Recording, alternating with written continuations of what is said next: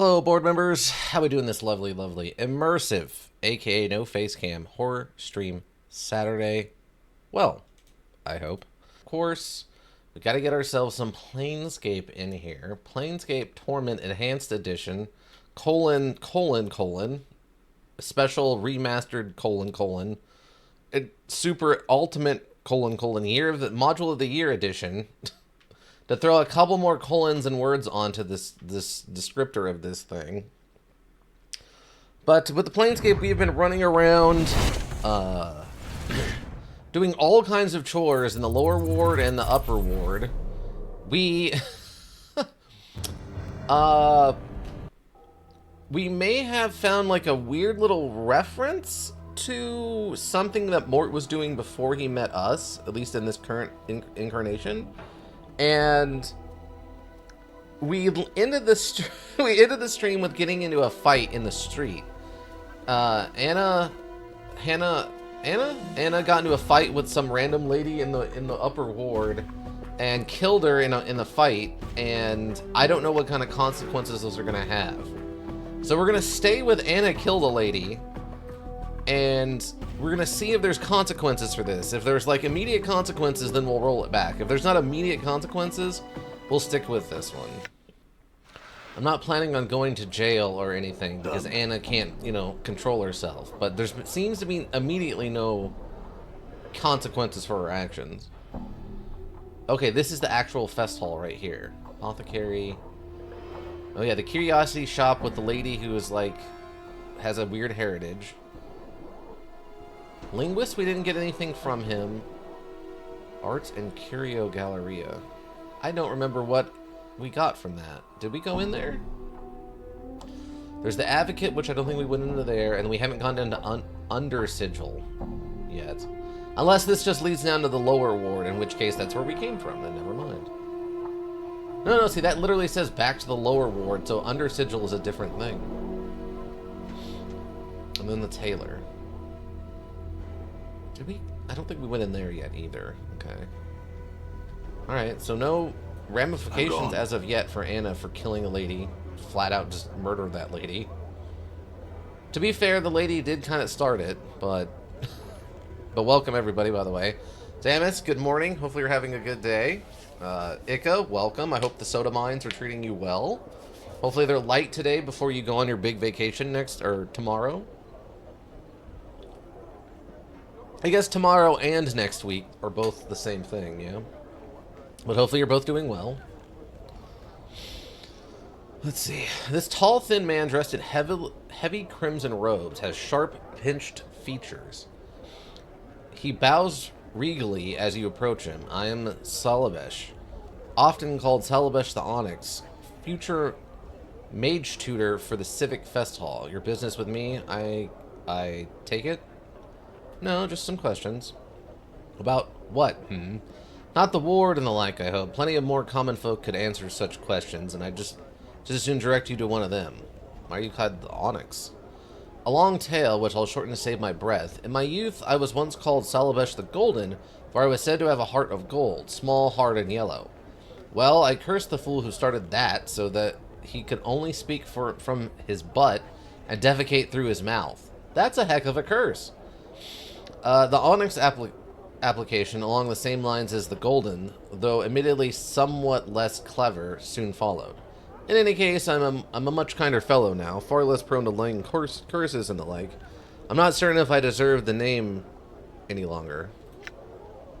You cursed him so that what? Oh yes, you heard right. Celebish sighs happily and chuckles to himself. That sort of thing is why I'm known as the Master of Curses, you know. I have another question. What do you mean by future mage tutor of Fest Updated my journal. It's a prestigious position to be an official tutor in one of the Fest Hall's training chambers. It's my intention to one day take the position of mage's tutor, but the title's currently in possession of the ladies. Wait, the title's currently in the possession of the Lady Thorncumby? If I could somehow prove that I'd be a superior tutor. I have another question. You know of a cursed man named Reekwind? Updated my journal. Reek? Tell Publish's eyebrows suddenly dart up. Oh yes, Jumble Murder Sense cursed that man, if I recall correctly. Why? Seeking to get his curse undone? Good luck. Only Jumble can do that, you know. Where can I find the Jumble murder scene? Murder Sense.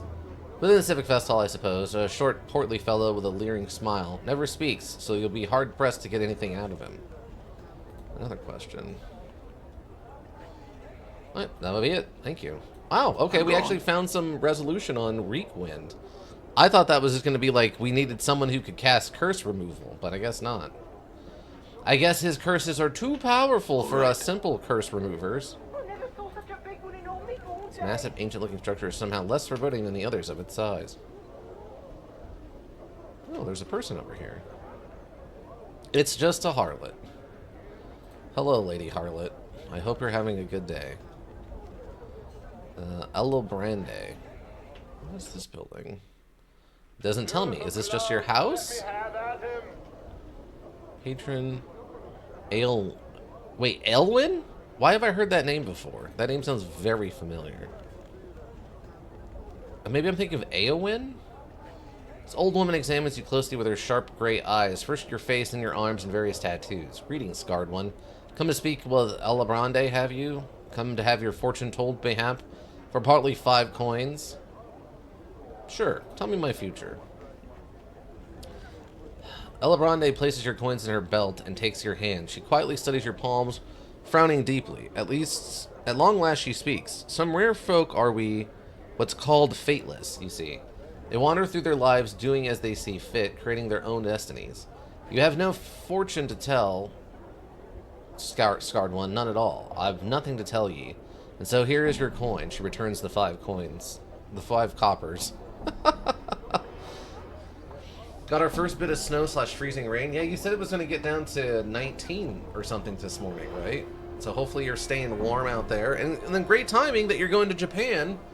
You can dodge some of the cold, hopefully, for a little bit. But yeah, Zamus, definitely burr. No thank you. No thank you. As someone who's grown up in a desert, I would not appreciate the cold. And I don't when it comes to this part of the world. I see. I do not speak of things mundane, scarred one. In that case, farewell. Hold you one moment, scarred one.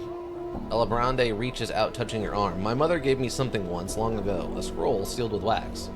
A hooded man had entrusted it to her and said that a man such as ye would one day unwittingly come to claim it. Here, I would have ye take it now. What is it?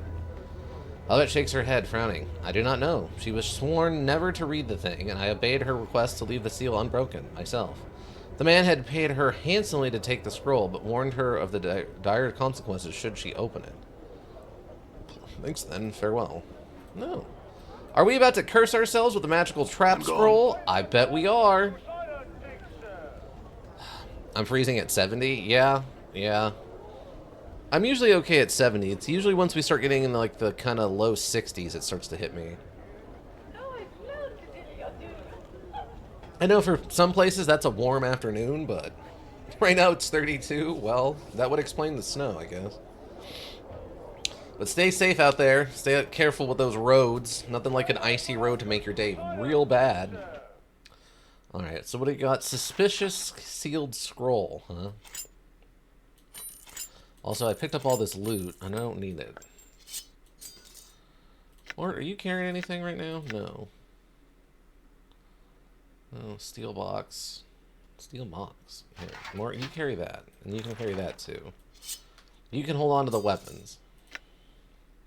Lurk, driving? Alright, drive safe. There's only like an out for like an hour. Oh, okay. Well, that's not too much snow. But still not snow, though. Let's be careful out there. Alright, let's read this scroll, I guess. The scroll has been tightly bound with red ribbon and sealed with wax. You can't put your finger on it, but you've got a bad feeling about this thing. As if opening and reading the scroll could be somewhat dangerous. Ah, see, I knew it. I knew this was going to be bad. Gosh darn it.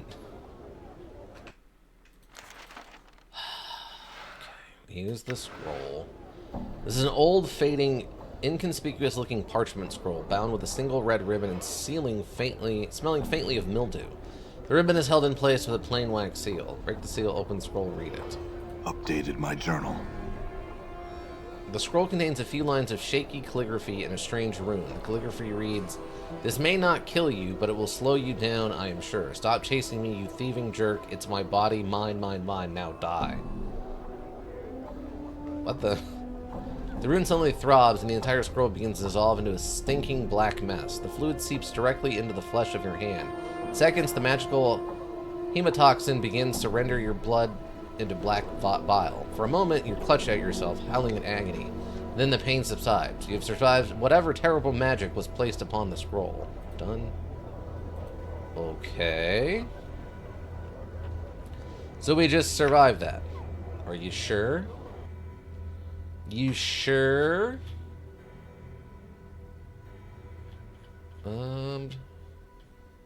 It doesn't say we're currently inflicted by anything.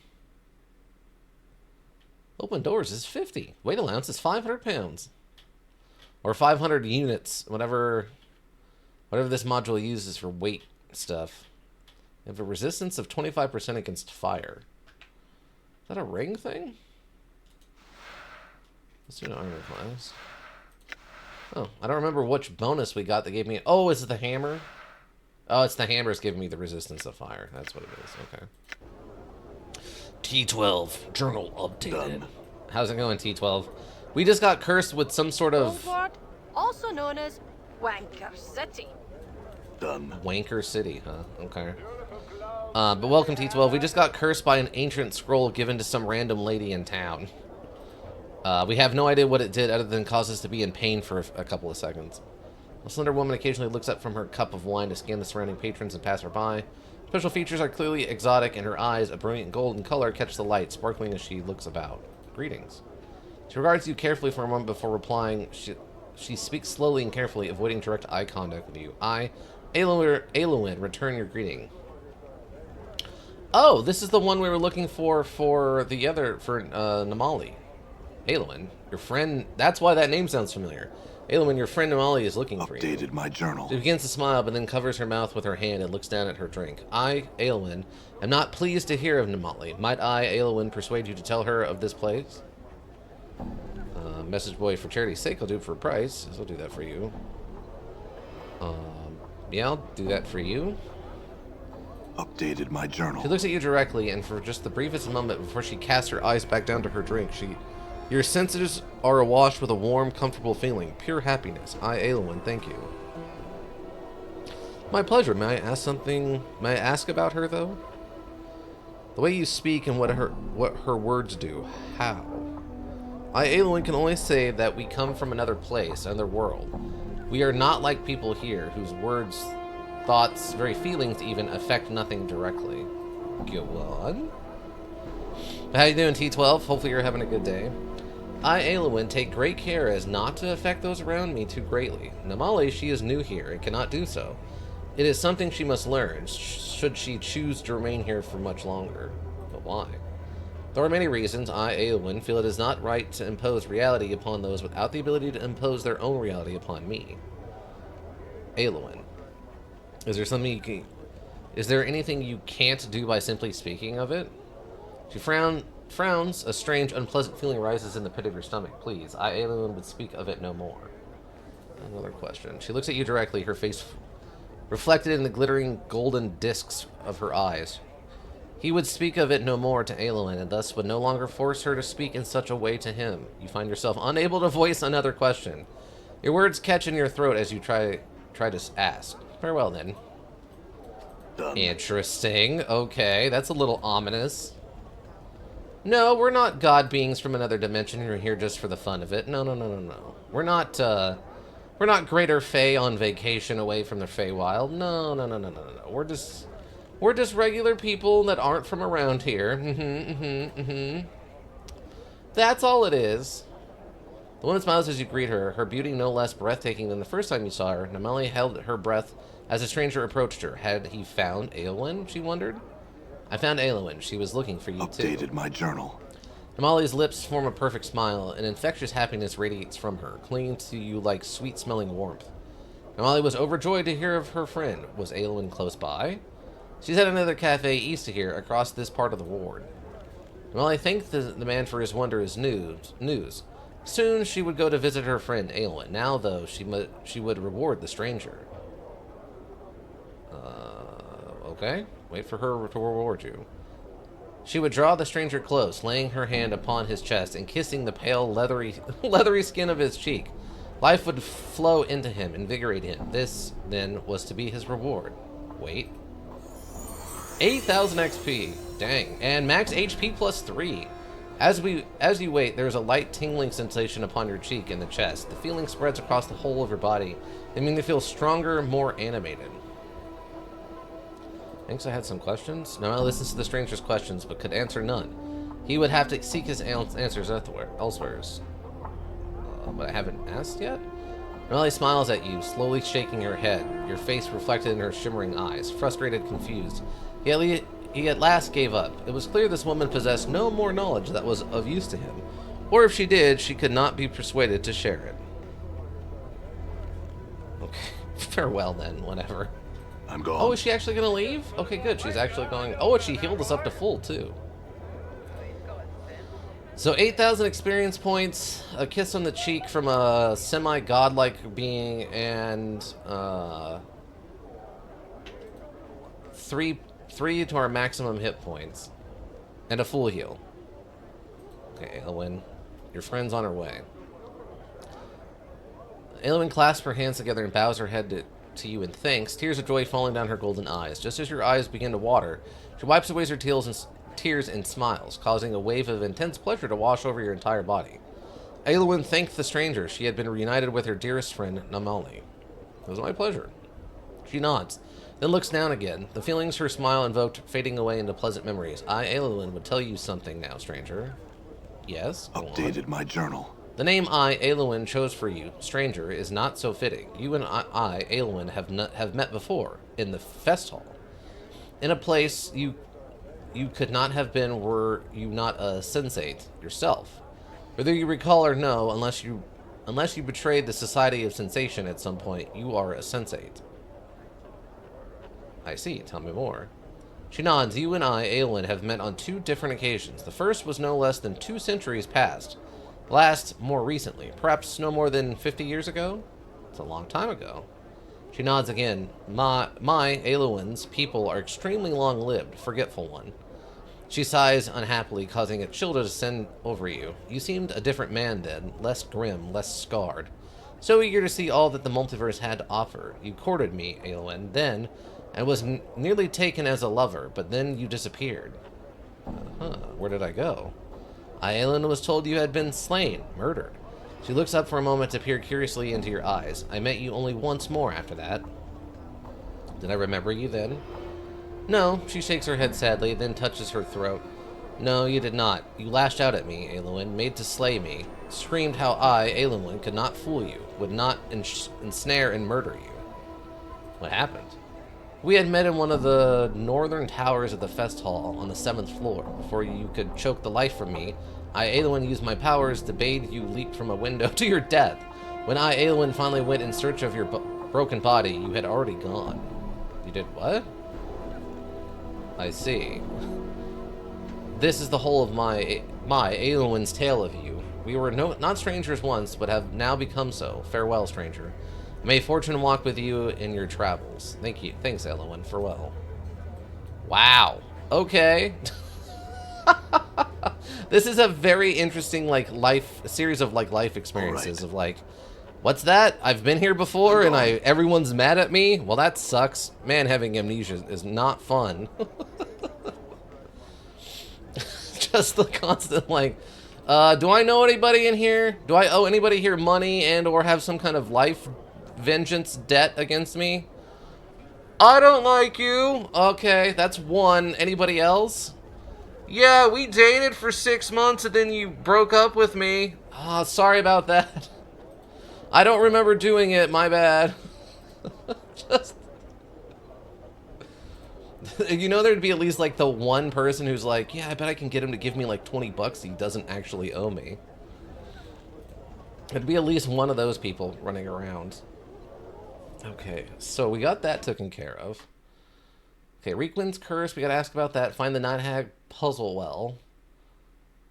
Split, Pete, and Kiln. I met a man who was actually two different people meddled into one. I told them that if I found a way to split them, I would return. Oh, yeah, that's the potion vendor. That's the apothecary guy. We never got meat for the ghoul. Fine.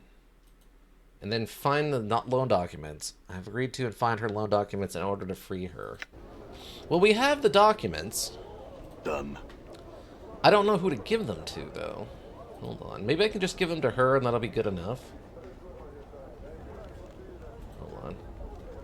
So if we try to talk to an officer, they just tell me, go away. I'm not dealing with you. This should take us back down to the lower ward, right? Lower ward. I guess it'll take us anywhere we want, since we're literally friends with the walls of the town, and they'll take us wherever we want to go. Also, was it nighttime last time we were here? I guess it was. Sebastian. We can't go in there. That one looks good. How much? How much? Marine officer, Marian officer, male slave. Okay, let me just talk to Trist and see what's gonna happen. You see Trist. She smiles at you, approach, and looks hopeful. Have you found the documents, Cutter? Can you free me? Yes, I will give it to Darian, and he will free you. A look of relief washes over her face. You think she's about to faint, but she quickly recovers. I thank you, Cutter. Please return to me after you speak with Darian. I will. Farewell. Alright, Daran.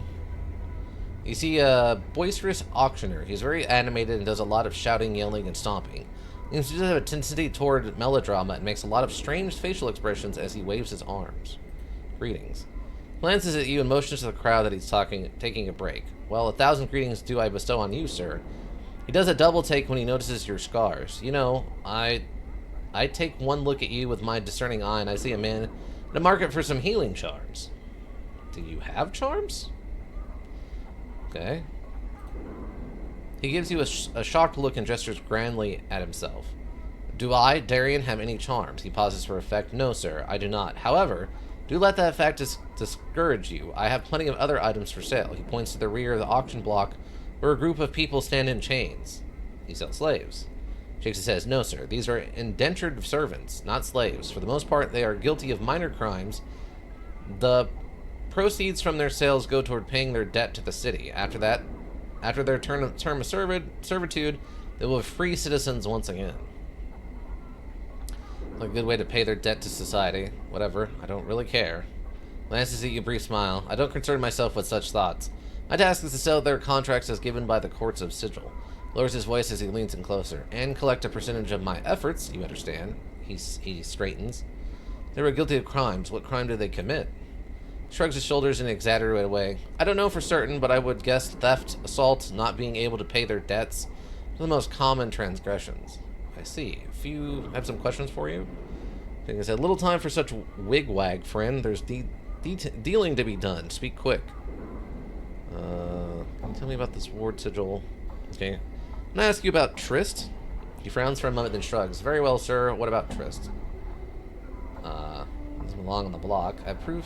Can I buy her contract? Frowns. Certainly, sir, if you've met the requirements as governed by the courts of sigil and can afford the contract. Okay. What are the requirements? He begins to count off points on the finger of one hand. First, you must be a citizen of sigil. Second, you must show proof of permanent residence here and that you can provide accommodation support for the servant. Lastly, you cannot have a criminal record yourself. What if I can prove she's innocent of charges against her? He laughs and looks at you mockingly. As an agent of the courts, I could go before them with new evidence and have all the judgments against Trist reversed. Do you have such evidence? Yes, I do. He smiles broadly, then laughs. Very well, show me this evidence. He holds his hand out to you.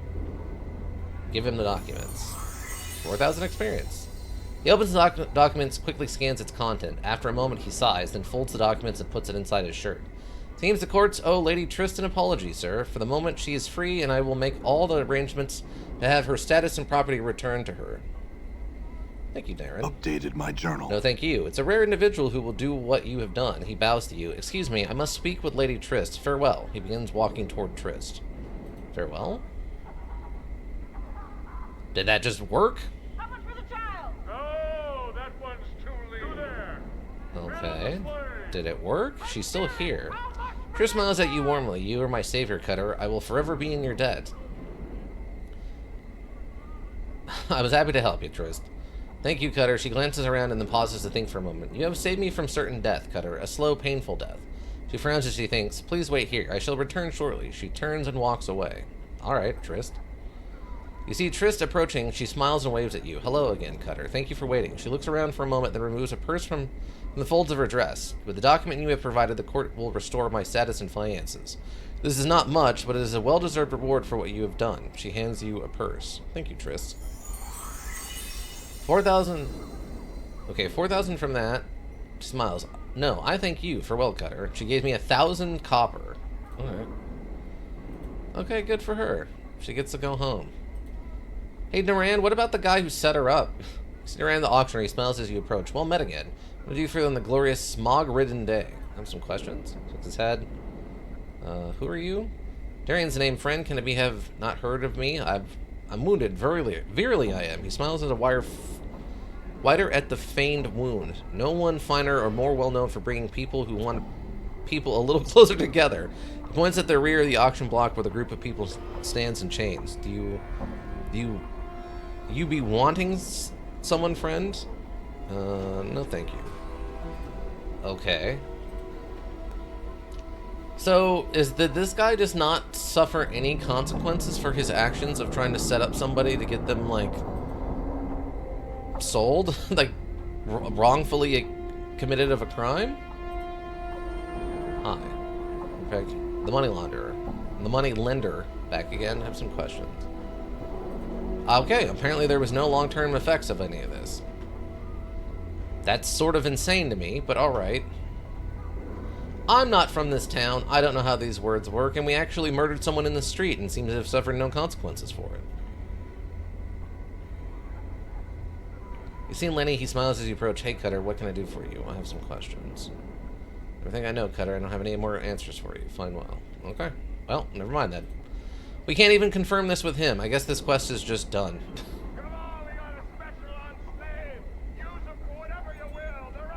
Its lowered position, the drawbridge will give attacks access from the siege tower to the walls of a city or keep. But we don't know how to get inside. It's a mystery that will never be solved. Alright, well the Triss stuff is done at least. Check that one off the list. Wait, scroll of evidence. Oh, did we not take this part of it? Well, who do I give this to then?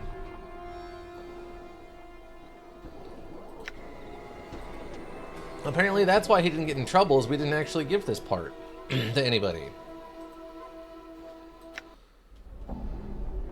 Wait, I'm in combat? Wait, what was that? Done. There was like a thing right here. No, hold on. For like a hot second, there was like a winged gray creature standing right here. That was weird. And it like dissolved into the floor. That's real weird. What do we got over here? Print shop, warehouse, siege tower. Oh wait, you got a name. What's your deal?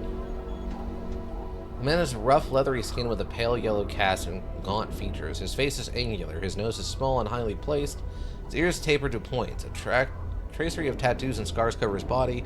He's dressed in strange, gaudy leathers that look more ornamental than combat-ready. His eyes are like two small black stones, and they attract you as you approach. Before you reach him, Dakan pauses. I would caution you against speaking to this Ganthanki. What's a Jithayanki? Updated my journal. The Yankee and Jithari were once of common stock. We were slaves and food for the Ilthiids, mind flayers who devour our lives in order to secure their own. One of our ancestors, the warrior queen Gith, led us to victory against the Ilthiids, and we escaped. We have waged unending war on the mind flayers ever since. However, there was disagreement over the future of our people. Upon the blasted plains, our leader, Zethermon, made the proclamation of two skies, and steel was bared. One race became two. It is a rift that cannot be crossed peacefully. Show more. Let's go then. Okay. I see. So what if you just wait here? I'm gone. What if you just wait here and I go talk to him? Okay.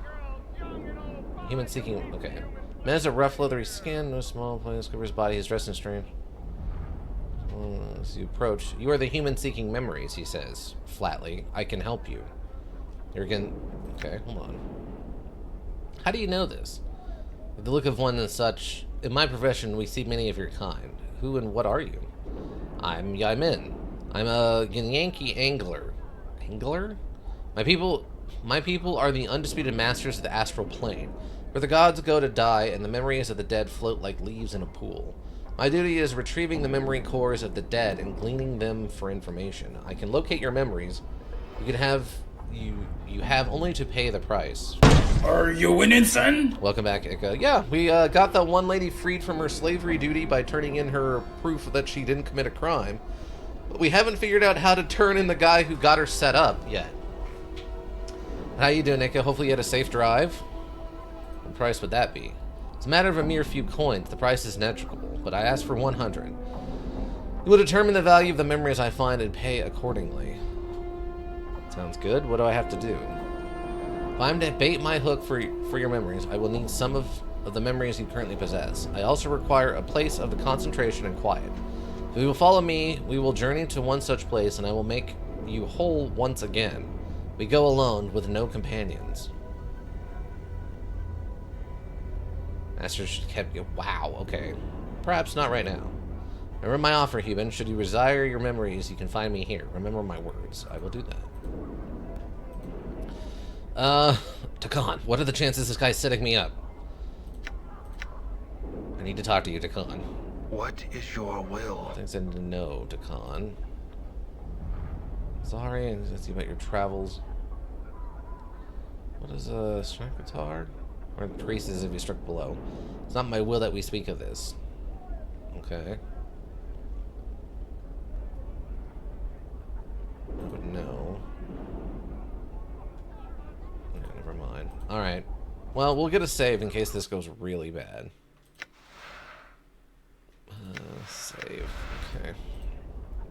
3? What? My lungs feel like a chimney. Wait, 3 what? T12. How many coins is it gonna cost? 3?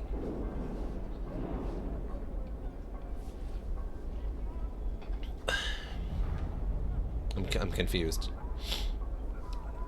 You're again honky yet, aren't you? I have the pleasure to be of the people. His voice is flat. Do you wish my aid in recovering your memories? Who and what are you? Okay, what price would that be? Perhaps sounds good. Agreed. Let's go. I want them all. How much for the bunch of them? They have a lot of voiceover work for the slave area. Wait, we're just going into an alley? Wow. No, mood has turned into something much more ugly than its previous arrogance. Now, Human, drop your painted shield and tell us what you have said and done for the Githari dogs within Sigil's walls. Painted shield? Really relieve the Githari woman's pain. I have no idea what you're talking about. You lie like a Githari dog, Human. You're their quisling and their leech. We will do you a favor by killing you. He draws his weapons. Let them kill you or fight. Alright, I guess we'll fight.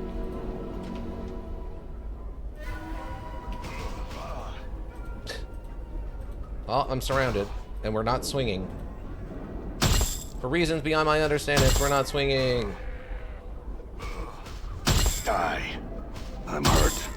Talk about beating a dead What you horse. get for trusting a Yankee dog? I guess so, yeah. All right. I'm gone. Okay, well that happened. Oh, they're gonna keep fighting me. Okay. Let's get him, team. The rock sings true. Damn. That's what we get. We tried to trust him.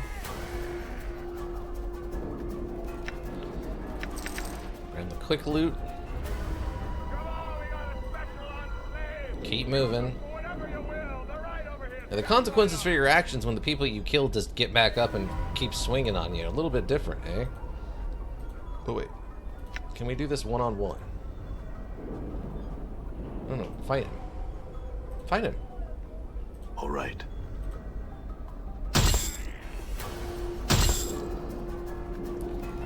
Wow, did he just die instantly? Oh, more of his gang is showing up. What? What's up?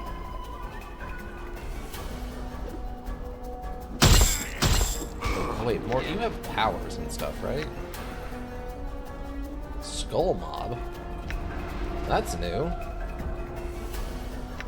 What is skull mob? Die. Damn. What?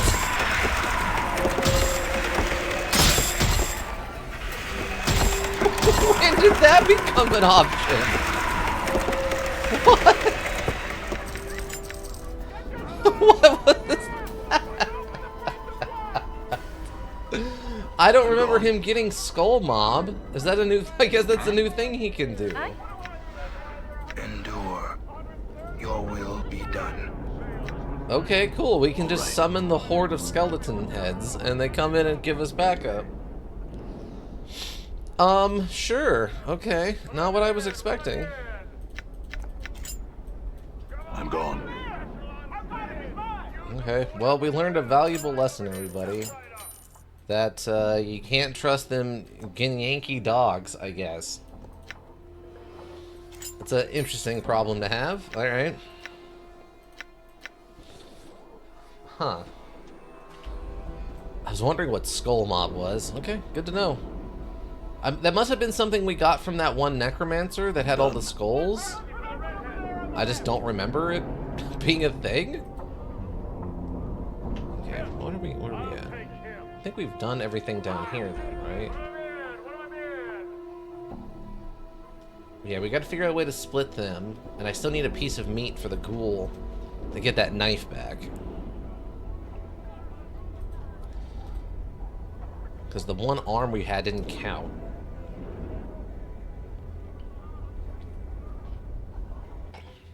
I mean, we have a different arm. I know there's another arm we could probably give them, right? Oh. Okay, so... do we dare go into the brothel? I mean, luckily the art style of this module is pretty mild, so I don't think we're going to see anything too crazy.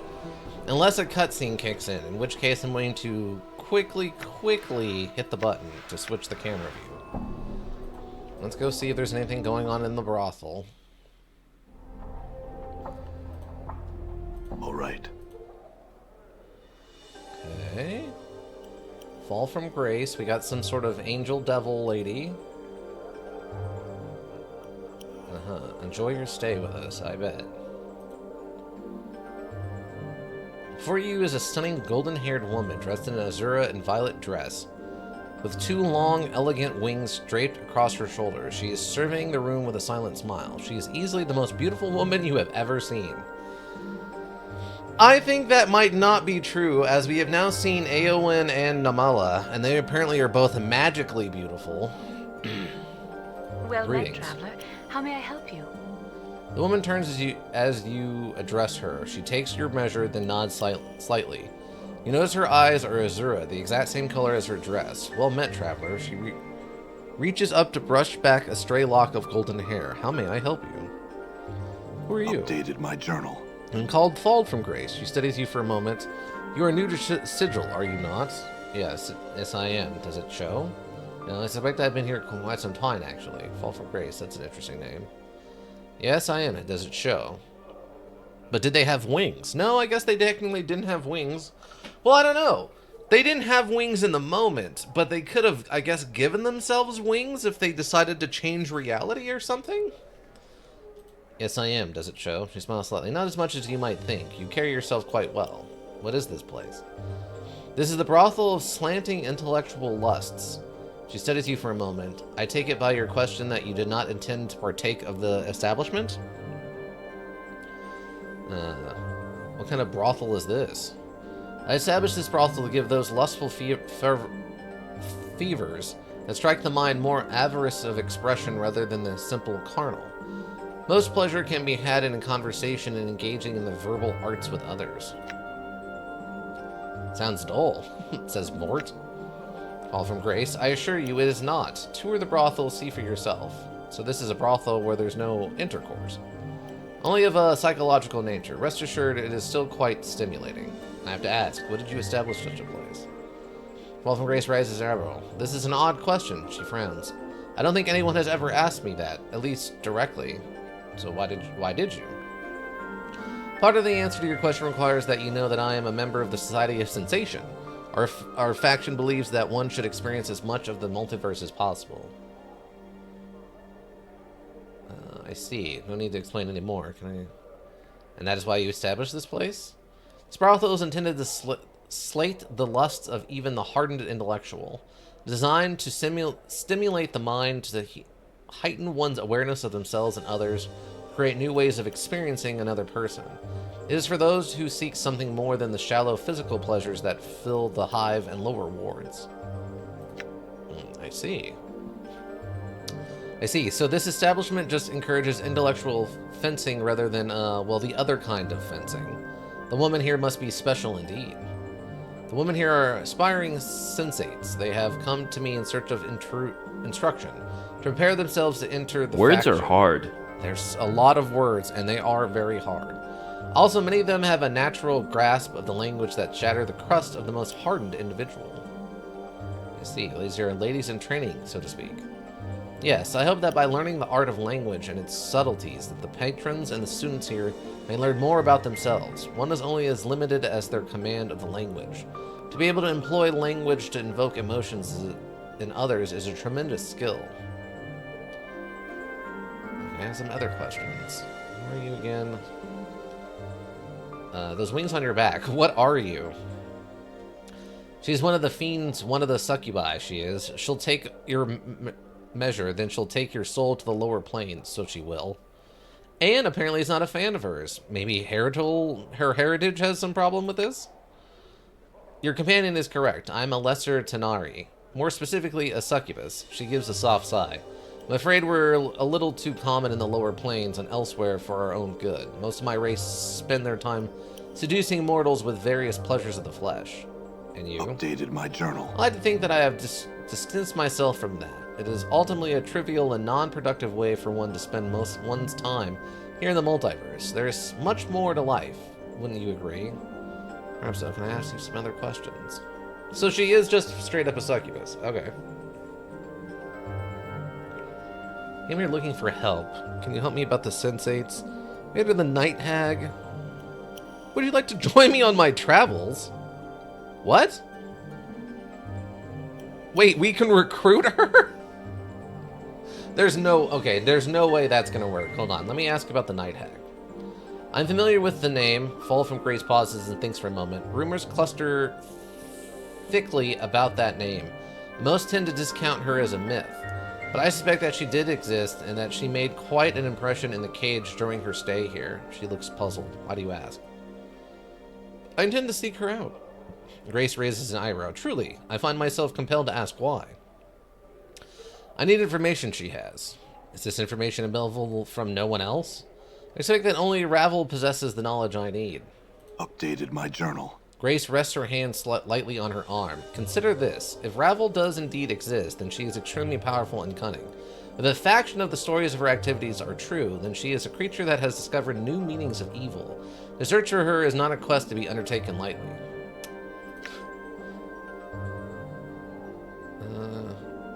I realize that. Do you know anything else about Ravel?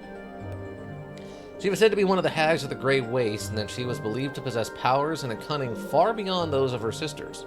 She came to Sigil long ago, and in addition to the evil she committed during her stay, rumor has it that her actions threatened the cage itself. Now she primarily exists only as a fiction. Only as fiction, a figure in the children's stories. Grace pauses. I imagine the Lady of Pain dealt with her as all threats to the sigil are dealt with. What is the Grey Updated Waste? my journal. A blighted plane that lies effectively between Baator and the Abyss. It's frequently a battleground in the Blood War. Do you know what happened to Ravel? Ravel was most likely sent to a maze, one of the lady's prisons. Okay, is there anyone else who might know about her? Someone in the fest hall may know of her. Updated my journal. Okay. Sensates. What about the sensates? Sensates are the faction of sigil that is devoted to experience, without sensation. We are blinded to much of the multiverse. Thus, sensates seek to experience as much as possible. When all is experienced, then the truth of the multiverse shall reveal itself. Interesting philosophy. Can I join? She smiles. To join the sensate, one needs only to be a student of life. I meant I was interested in joining their faction. Updated my journal. Of course. Forgive me my teasing. Grace nods. If you wish to join the sensates, I would inquire at the Civil Fest Hall. Someone there should be able to help you. I see. Can I ask some other questions? This place tell me the sensates again. Okay, wait, hold on. Is she gonna actually join us? What is it? It's journal. Wow, she will actually join us. You're kidding me. Fallen Grace is a succubus, one of the Tanari, a creature literally formed of raw chaos and evil. Her body and mind, the perfect template to tempt a man of any species, any age. She is the proprietress of the brothel of slanting intellectual lusts. If she is that important that she has like this thing going on, why would she join us on wandering adventures? Okay, sure. Why? Okay, hold on. Okay. Hold on. Double, triple, hold How on. may I help you? I have some other questions. Okay, would you like to join me on my travels? Innes stiffens, then starts muttering under her breath. Who's to say she'll come with us? We don't need the likes of her. She won't. So's we don't. Bar that, fiendling. Mort clicks his teeth together. I'm all for the succubus coming with us. The powers know you're about as fun as passing a caltrip through your bowels. Oof. That is a very specific kind of insult. Basically, they mess with your head. Oh, you're talking about the Eowyn and Namali? Yeah, I mean, I guess they can only impose their feelings onto people around them, right? So, or maybe they can't physically render wings onto their body. With your bowels, yeah, you'd be latch your bone box skull, or I'll rattle you so hard they'll be picking your teeth off the spire. Fallen Grace, travel with you. Fallen Grace smiles slightly, seems to be ignoring your companions. That's rather forward of you. Let's see, your sense. Sure, that must be a limit to how much you can learn here. I'm gonna draw the request. Can I ask you some other questions? I mean, how exciting can this place be? That's the way I am. I praise your candor. I shall counter with some of my own. Why should I travel with you? You're a sensate. Sure, this must be a limit to how much you can learn here. I think you would be surprised. If you want me to accompany you on your travels, I need a far more compelling reason than that. Well, I'll see if I can find a more compelling reason. Farewell. Okay, great. An actual completely logical conversation. Delora. So am I allowed to just go into people's rooms?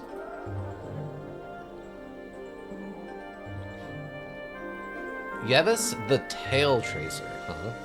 But tail is in like a tall tail, not a tail as in like, you know, an animal tail. Fetching a woman has a faraway look in her soft sea green eyes. Greetings. Greetings, I'm Yevis, the Tail Chaser. What a coincidence. I too chase tails. The other cut of tails, says Mort. Yevus continues, unperturbed. Have you come to trade tails? I'd like to trade tails. Yevus nods. I would like to that very much, yes. Know the story of waking up in the mortuary, alley of lingering sights, Reekwin's curse, Farad. As if she wants to go on a very long walk with you. Oh, yeah, that would be fantastic. Okay, let's give her the waking up in the mortuary. Yevus leans forward as you tell the tale of your waking in the dustman's mortuary. She seems to devour your every word. As you finish, she smiles at you. I shall remember this tale. I, too, will tell a tale of the dustman. Chapters of Dust. Go on. You get 500 XP for that. There are chapters in the Dead Book, the massive tome which the Dustmen keep that records the passing of all that live in the eternal boundary. In this book, there are chapters that are naught but dust, and it is believed that the names therein are lost souls who cannot die, but must suffer like eternity until history itself dies and grants them release. Question for you. I have another tale to tell. Hour of lingering sighs. Leans forward as you tell the tale of the alley giving birth. She seems to devour your every word. As you finish, she smiles and says, I shall remember this tale, and now I have one for you. Before I begin, I must ask, do you know what a modron is? I think I do, but I don't... I'm not sure. No. Modrons are creatures of total lull, almost more machine than living things. There are many different sorts of modrons, but all of their place is a very rigid, carefully organized hierarchy. So dedicated are they to this system that they cannot communicate with or even consider the existence of modrons who are not their immediate superiors or inferiors. Okay. So this brings up that thing I was talking about where, like, we found some items that were for sale that, like, only modrons could use? And I was very confused by this, because that almost implies, like, a modron is somehow going to join our party? I understand now. And I should tell you the clock in the quadrone. Go on. 500 XP. Once upon a time, there existed a modron. It was newly created, its logic fresh and untested, and had come to sigil following the commands of its modron superiors. Go on. It knew of nothing but commands and dictates of obedience and passing along the orders of its superiors. For you see, the modrons are only aware of the commanders of their immediate supervisors. They have no grasp of a higher authority until this one. Okay. One day it came upon a small shop within which there was a small clock that could no longer tell time. It was cracked along the edges and the wheels of its hands broken. The modron immediately set itself to work at getting the parts to fix the broken clock. Okay. It made a new wooden housing for the clock's parts, replaced the bent springs, carefully filed and oiled the clockwork machinery, and carved new hands for the sparse metal available to it. Newly repaired clock's precise timing reminded it of the great gears of the mechanons, and it confronted it as much as anything more... Wait, what? Oh my god. My brain. It comforted it as much as anything may comfort a modron. Go on. And with that, modron never came to understand that it truly loved this clock that it had worked on, and for reasons it could not explain, elected to remain in sigil, be with the clock for the rest of its years. Interesting. Another tale to share with you. So there's a modron that lives here, or did live here. Let's tell the tale of Reekwin's curse, which I really don't remember myself. Yevus leans forward, tells of the Reekwin's Odifis curse. She seems to devour your every word. Then she smiles at you. I shall remember this tale, and now I have one for you. The Gilded Tale. Go on. 500 XP. Upon the plain of Yasgard in the Gilded Hall, where these sensates that seek the pleasure of gullet and loin could be found, they indulge these passions in earnest, never realizing that the doors of the hall never open and that there is no clear path back to the civic fest hall. They are unwanted sensates, the ones that do not truly believe in the faction, but instead seek only pleasure for pleasure's sake. Are prisoners who do not realize they are such truly prisoners. Okay, that's good to know. Okay, so upon the plain of Yasgard is the is the Gilded Hall. Okay, so we gotta watch out for going to the plane of Yizgard, apparently. I have one more to share with you. Tell the story of Farad. Learns, she seems to devour every word. As he finishes, she smiles. I shall remember this tale, and now I have one for you. Go on. Once came a man who had experienced the most beautiful thing in the multiverse. It was his intention to place the experience within one of the Civic Fest Hall's sensory stones, magical devices which held feelings and memories for an eternity, leaving them for others to partake of. Go on. But he thought about it. Wouldn't its being shared dilute the experience? So he held it to himself. Precious thing that it was, and it aged with the memory.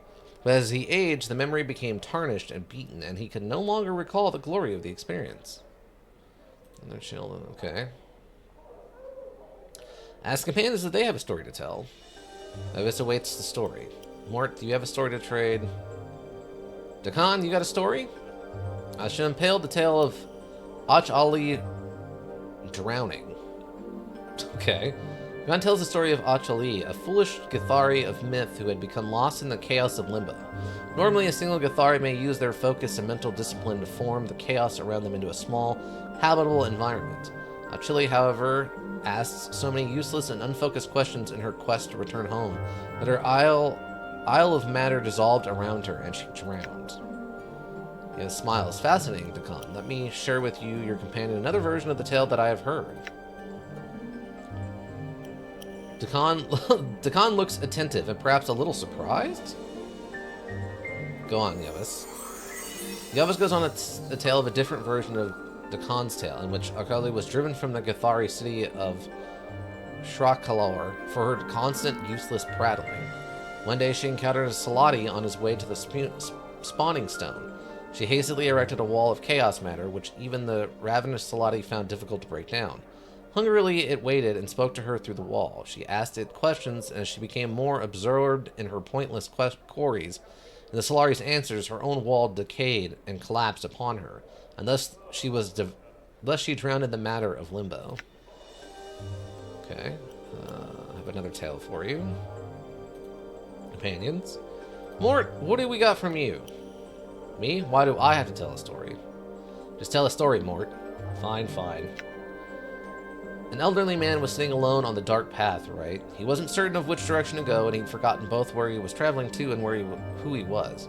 He had sat down for a moment to rest his weary legs, and suddenly looked up to see an elderly woman before him.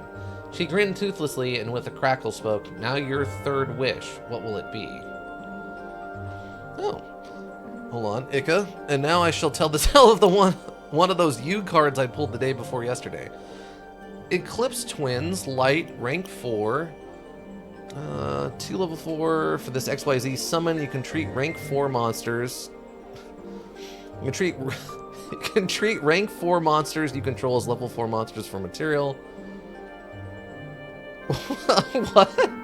You can treat rank 4 monsters you control as level 4 monsters for material. You detach 1 material from this card. This card makes up 2 attacks on a monster during each battle phase this turn.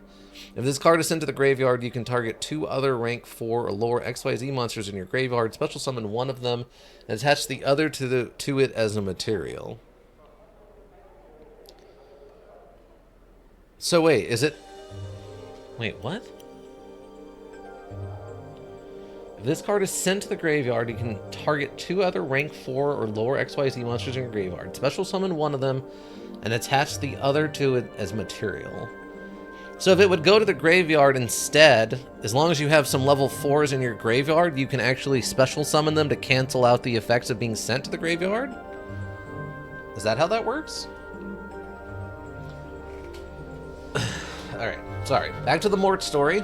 She grinned toothlessly and with a cackle spoke, "Now your third wish, what will it be?" You use other rank 4 XYZs to make this card, and if it goes to the graveyard, you can reborn a different rank 4. Oh, okay. Oh, okay, so you're reborning the 4 and then attaching the other 4 to it as a material. Not attaching the second one as a material to Eclipse Twins. Okay, I misunderstood what the card was saying. Yes, okay, gotcha. Alright, go on, Mort. Third wish, the man was baffled. How can it be a third wish if I hadn't made a first and second wish? Go on. You've had 2 wishes already, the hag said, but your second wish was for me to return everything to the way it was before you had made your first wish. That's why you remembered nothing, because everything is the way it was before you made any wishes. She cackled at the poor Burke. So it is that you have 1 wish left. Go on, Mort. All right, said the man. I don't believe this, but there's no harm in wishing. I wish to know who I am. Funny, said the old woman as she granted his wish and disappeared forever. That was your first wish. Oh, wow, okay. Eva smiles. An interesting tale, Mort, and now I have one for you and your companion, the Fiends module. Go on. Nice to on an elk. Welcome. How you doing? I found the module that would have been perfect for yesterday. Okay. I'm curious. What would that have been? I love you, Colonel Sanders. A finger-looking good dating simulator? Oh, God. Oh, God, no. I know what you're talking about. I've seen people play that. It's very averagely rated. Yeah, it's mostly just about the funniness of dating a young anime Colonel Sanders. So it's good for the late module for me and for clearing out more monsters. Okay, I think I get what you're saying. Well, I'm happy it works in your deck, and I know how much you love those level 4 monsters for various reasons. But I started on Elk, how you doing? Hopefully you're having a good day. I'm having a slight headache come on, and I don't know why. That happened to me yesterday, too. I don't know, maybe I'm just, like, eating too much? I don't know what's going on. I'm well, thank you, just got home. That's good. Hopefully you had a safe trip. It looked like you've been getting some rain or something. A fiend sometimes wanders the wilderness of a certain prime world in the guise of a friendly old man. One day he came upon some hunters in the woods. What are you doing? The fiend asked. The hunters told him, and the fiend nodded. I have never been on a hunt before. Go on. The hunters invited the old man to come along, and the group eventually came upon a glade where several deer were grazing. The hunters carried crossbows, but did not fire, and the fiend asked them why. Okay. They are unarmed, the hunters chuckled, patting their crossbows. We hunt nothing that does not have the ability to defend itself. After all, where is the sport in that? The fiend nodded at this and promptly gated in 3 of his fellows. The hunters led them on a merry chase, but eventually they were caught and eaten. So wait, the fiend gated in 3 other fiends and they all hunted them down? Okay. I have a tale to share with you. Companions to tell a story. Anna, do you have a story to trade? Turkey headache, I guess? Redeem's hat's off to you. Non-restrictive problematic hat. Okay, that's true. It would not be restrictive. It's a very light inevitable.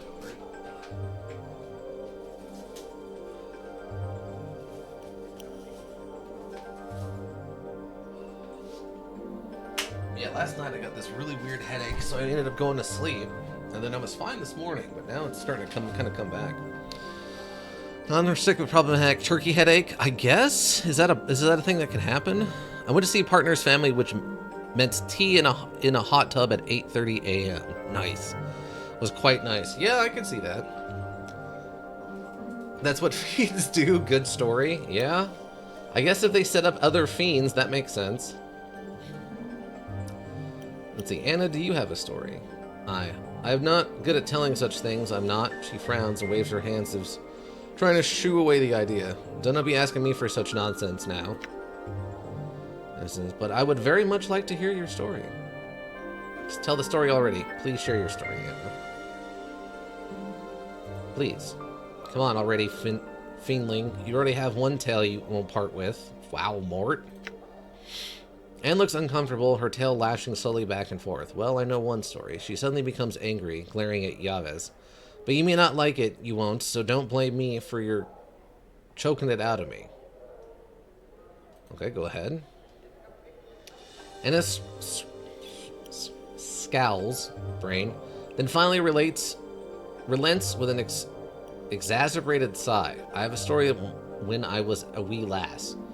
This Burke's walking home real late, near Anti-Peak, and passes an old toothless crone in the dark and otherwise empty street. Where are you going? She asked. Home to my wife and Kip, he says. Near the slag, she asks. Sure enough, he says. So she asks him a favor. To take a box she's got to the debtor's pit and give it to the woman there. Now this Burke's a real sap. Too nice to say no, despite the fact he's sure something's not quite right about this old crone, and agrees. What's the woman's name, he asks. Where does she live? Where should I look for her if she's not by debtor's pit? Go on. Oh, a bot. Hello, bot.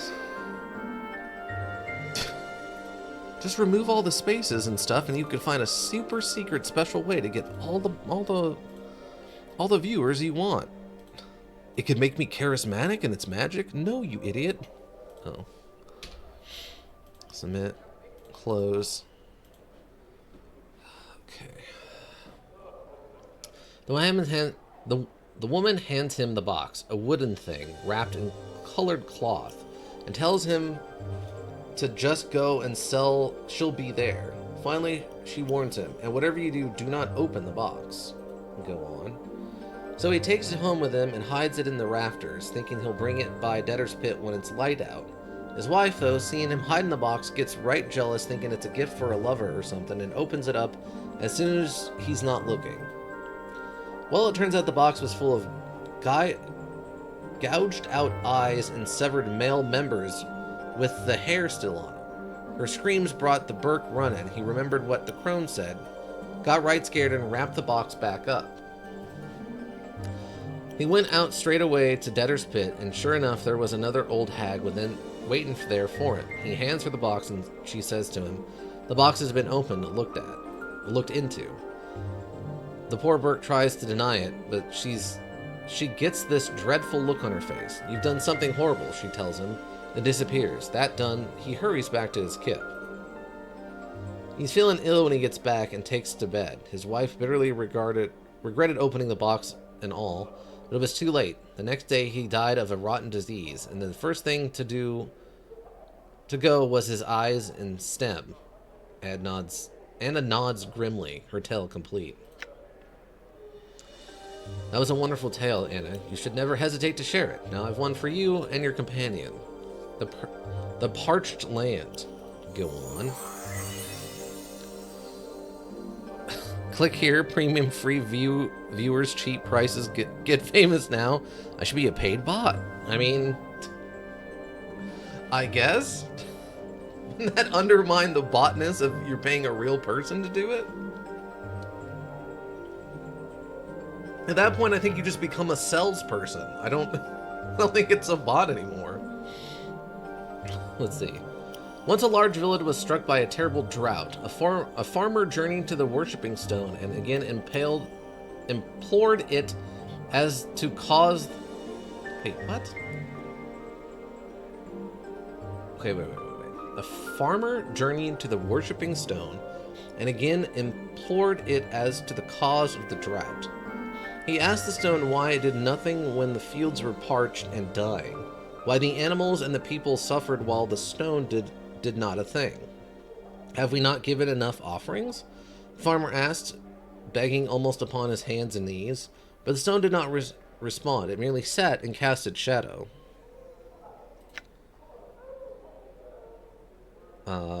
That's the whole story? Okay. Okay. I'll take my leave now. Farewell. More questions.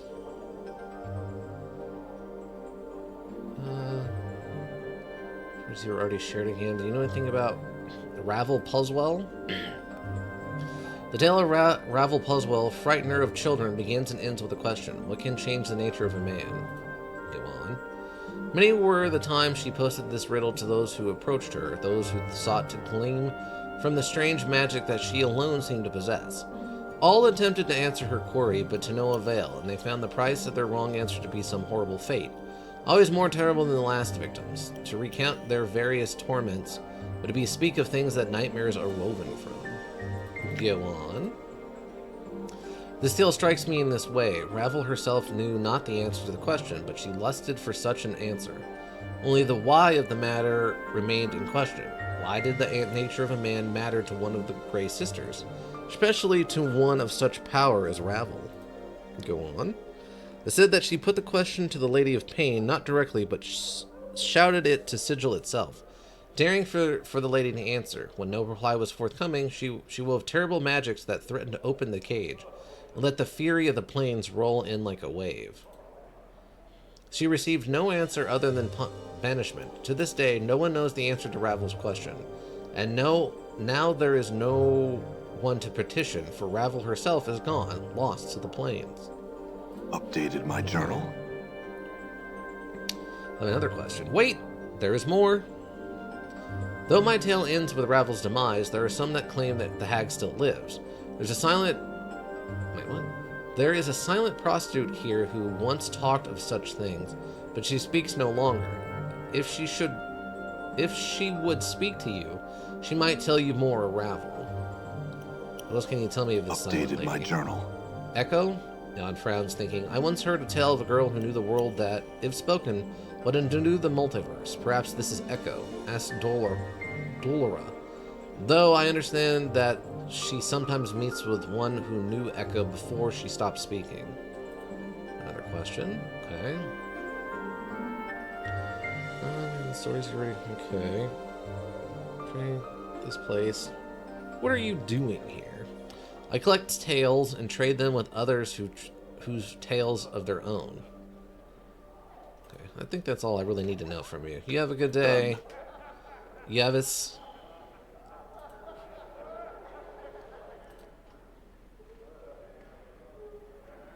Kismaxi Addertongue. Okay, that's a name.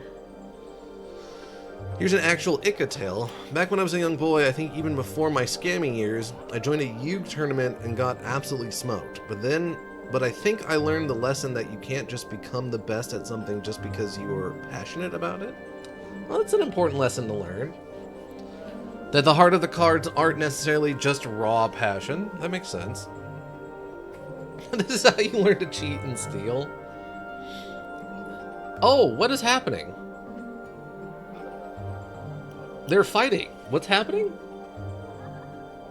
Thank you. The pitiful excuse of a man. Thank you, mistress. Oh. She's a dom. Okay. The wild-looking tiefling girl meets your gaze with an angry scowl.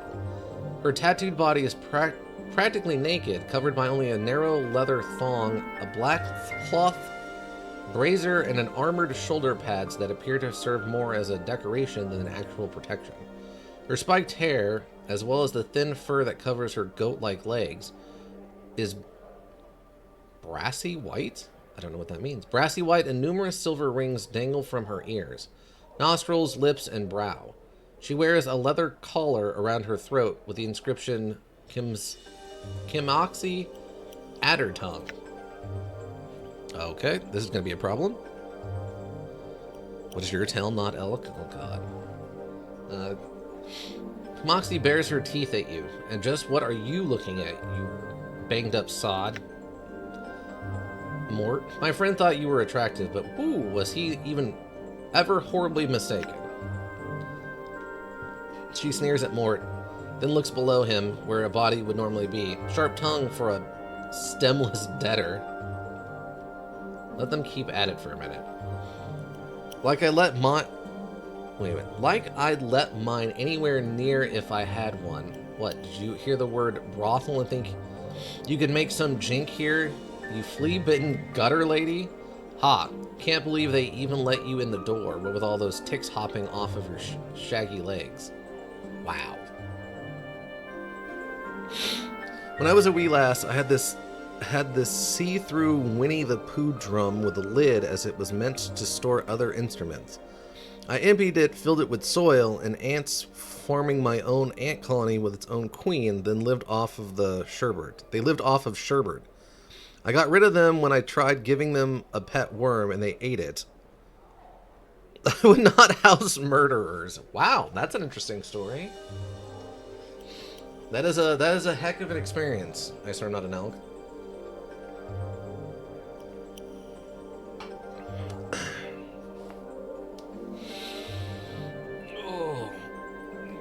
Hold on. I gotta let these two finish fighting or whatever they're doing.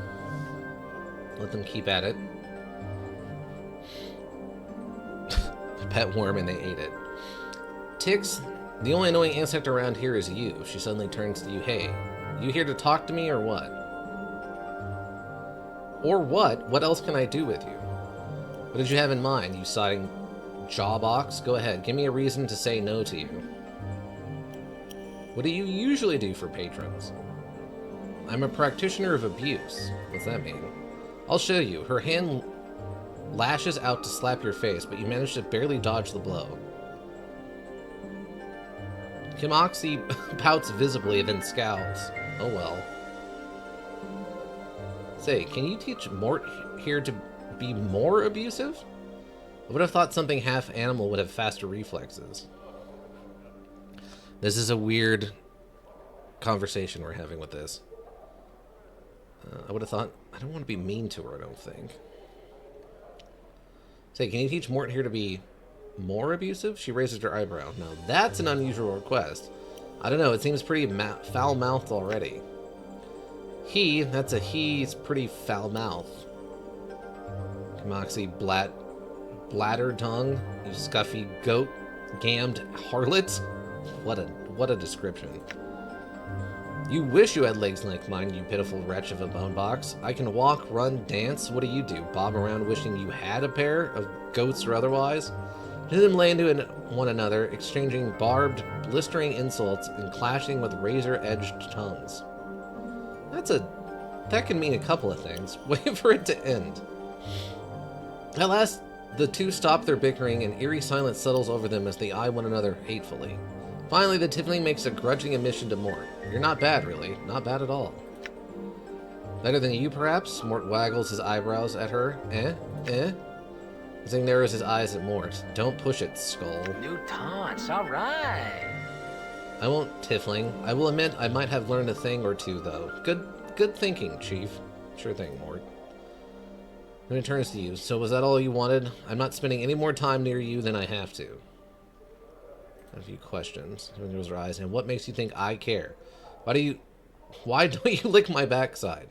Doug's not wide enough, and I don't like the hair in my mouth.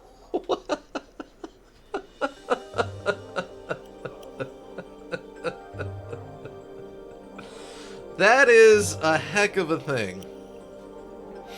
Maybe the murder all along putting the worm in the situation. This is why I drink. That possibility haunts me.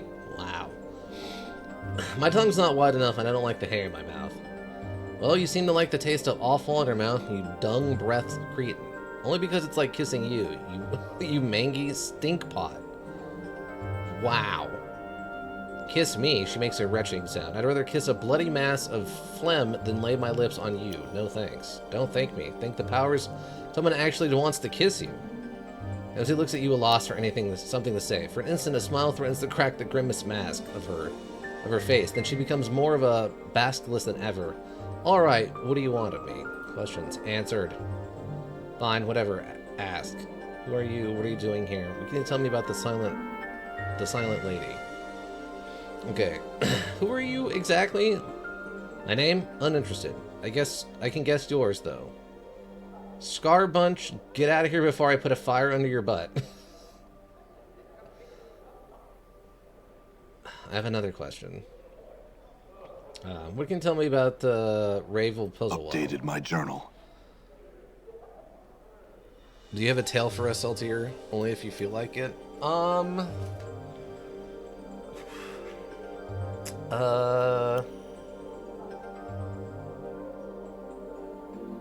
trying to think of one that kind of fits what we're going with here.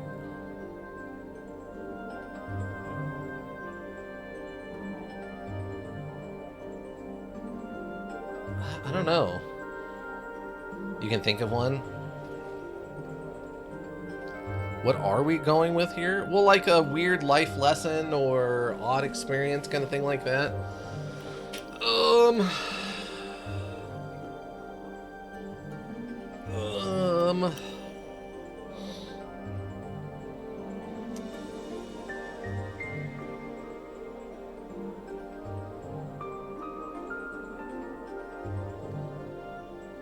if I have a good one.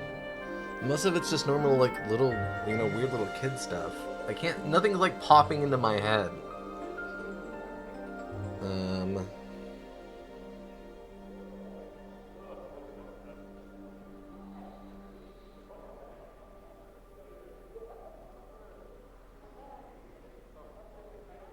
Oh, okay, here, I can tell the story about the time I got hit with, like, ricochet. How about that?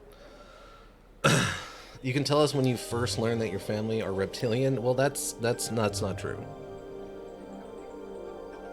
What? Oh, I don't need that. Thank you, Webroot, but I'm not interested in that. There was no, thank you. Yeah, the one time sus. So I guess my thing was like understanding recoil and like ricochet. To me and my friends were out shooting in the desert, and we had brought some old computers we were like to shoot to break down because we didn't need them anymore. And my buddy had set one up on a stump, I think it was a stump, or I don't remember. He set it up on something, and me and my two friends were standing sort of left of him, kind of at like a triangle between him and the thing he was shooting, the computer part. And so we were sitting there talking, and he shoots the computer a fair distance from us, but at kind of an odd angle. And then the ricochet hits us. Me and one of my other friends get hit with like birdshot, basically bouncing off of the computer. I was quite upset with him. I didn't hit him or anything, but I was very frustrated, as was my other friend who also got hit with it. So that was kind of my lesson of, yeah, make sure you understand like ricochet and bounce and stuff. I remember I was reading a story about this guy was out shooting some old targets that had gotten like pitted and stuff from rain and use, and he was being interviewed while he was shooting, and he was at close range with an AR-15, and he fired at this pitted out old target, and the round like hit and like went through one of the pittings, one of the like indents, and kind of broke apart and like sprayed the guy giving him the interview with shrapnel. And they had to like take the guy to the hospital and stuff. And I'm like, yeah, that's ricochet, all right. That's gonna be your weirdness. Life lesson learned for that guy who's in his like late 50s. Lesson learned for me when I was like, I don't know, 17 or something. How about that? Does that count as a lesson or something?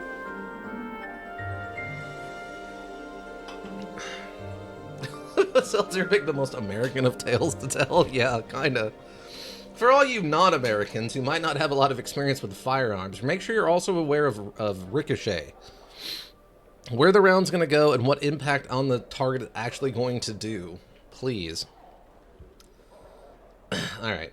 Hold on. Let me get back into this now. Do you think about Ravel Puzzlewell? What would I know about her? Look like a scholar or something to you? Go ask someone more learned, or Yavis. She'll probably have at least one story about her in that pile of tales she carries about in her bone box. Oh, and squat on a halberd while you're at it. I have another question. What do you know about the Silent Lady? What, that Echo chit? Don't know anything about her. Don't talk to the girl. I mean, why? Not like she can talk back. Ask Frigid Dolora about her. I think I saw her playing Go with an old crush of Echo's back from when she could talk.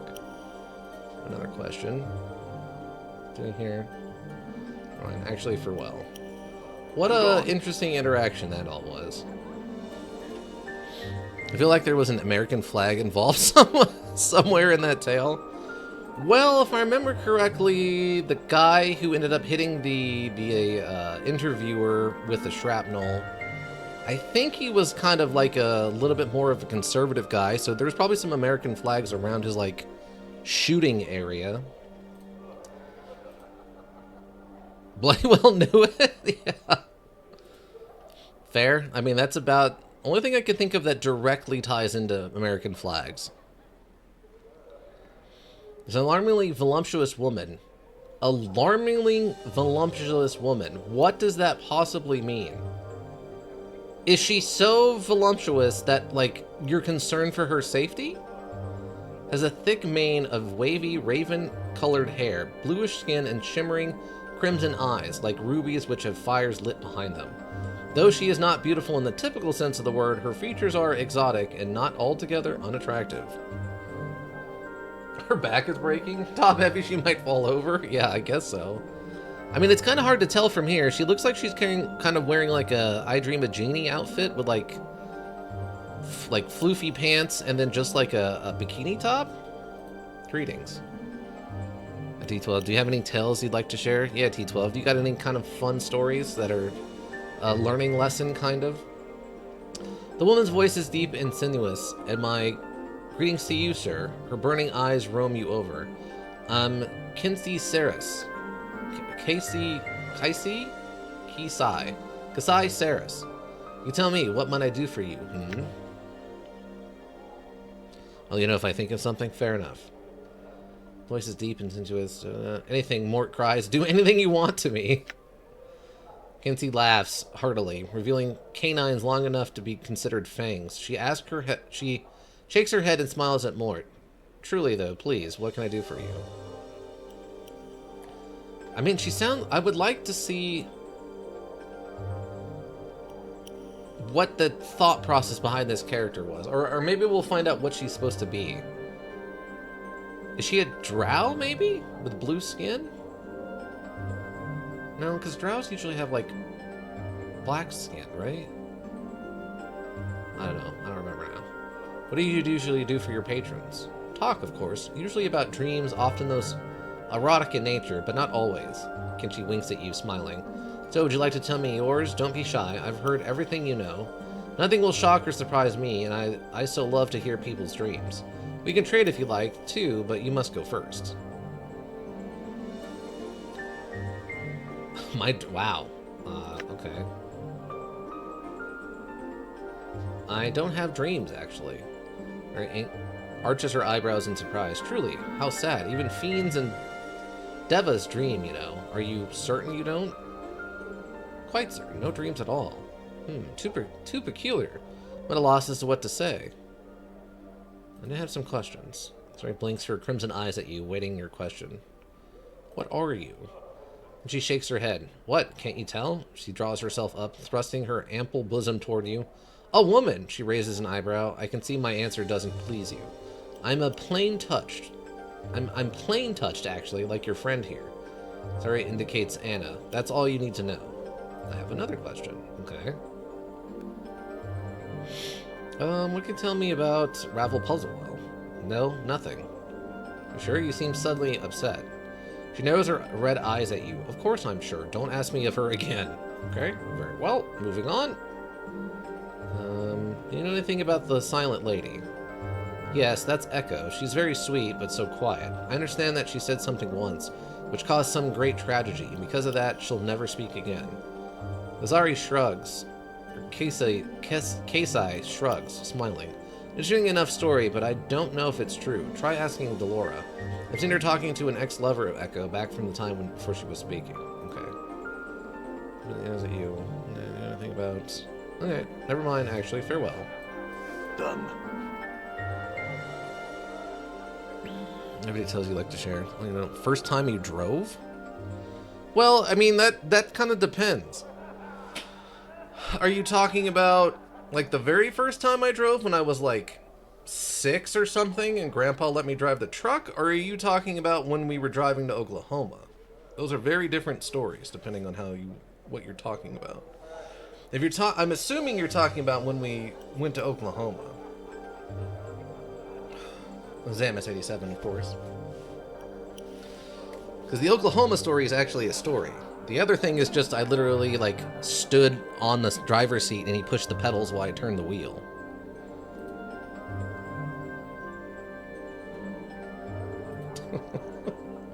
Also, you probably shouldn't let 12-year-olds drive.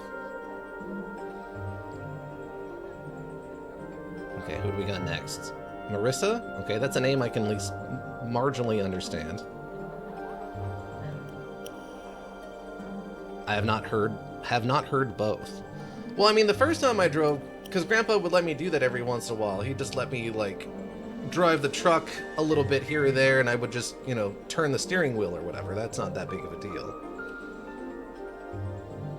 First time you drove, Zam is mad. Did you get yourself Brahms while you were there? No, I had not heard of Brahms while we were in Oklahoma. Tell us about Oklahoma trip. I mean, the trip wasn't anything crazy. My grandfather drove my great-grandmother to Oklahoma to visit relatives and stuff when I was about 12. 12 or 13, I can't remember now for sure. It was like a 2-day drive, and then we were there, I think, for like 4 days, and then we drove back.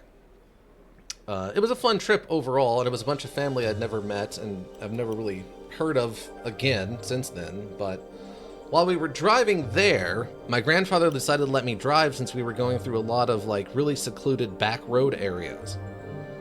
So I got in the seat. It was I'm a little short at 12, 13, but not too bad.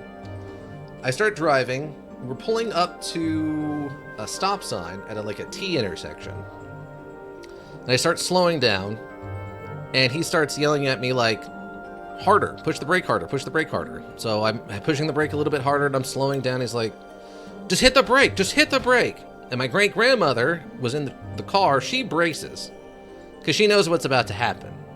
Because she knew me very well. Like, she understood me as a person. So I just slam the brake as hard as I can and throw him up into the dashboard and slam to a halt at this stop sign. He's like, what? And I'm like, you told me to stop, so I'm stopping. Because he wouldn't let me slow the car down to get to the stop sign.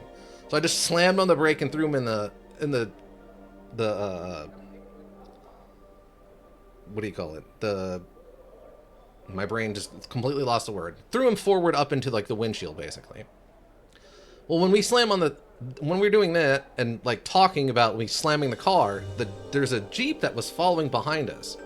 I have no idea what this Jeep's deal was, but basically it pulls off to the side of us and goes behind, past us in the shoulder around the stop sign and drifts into the gravel, through the gravel up into the road, and then it takes off flying at 60 miles an hour down the road just past us.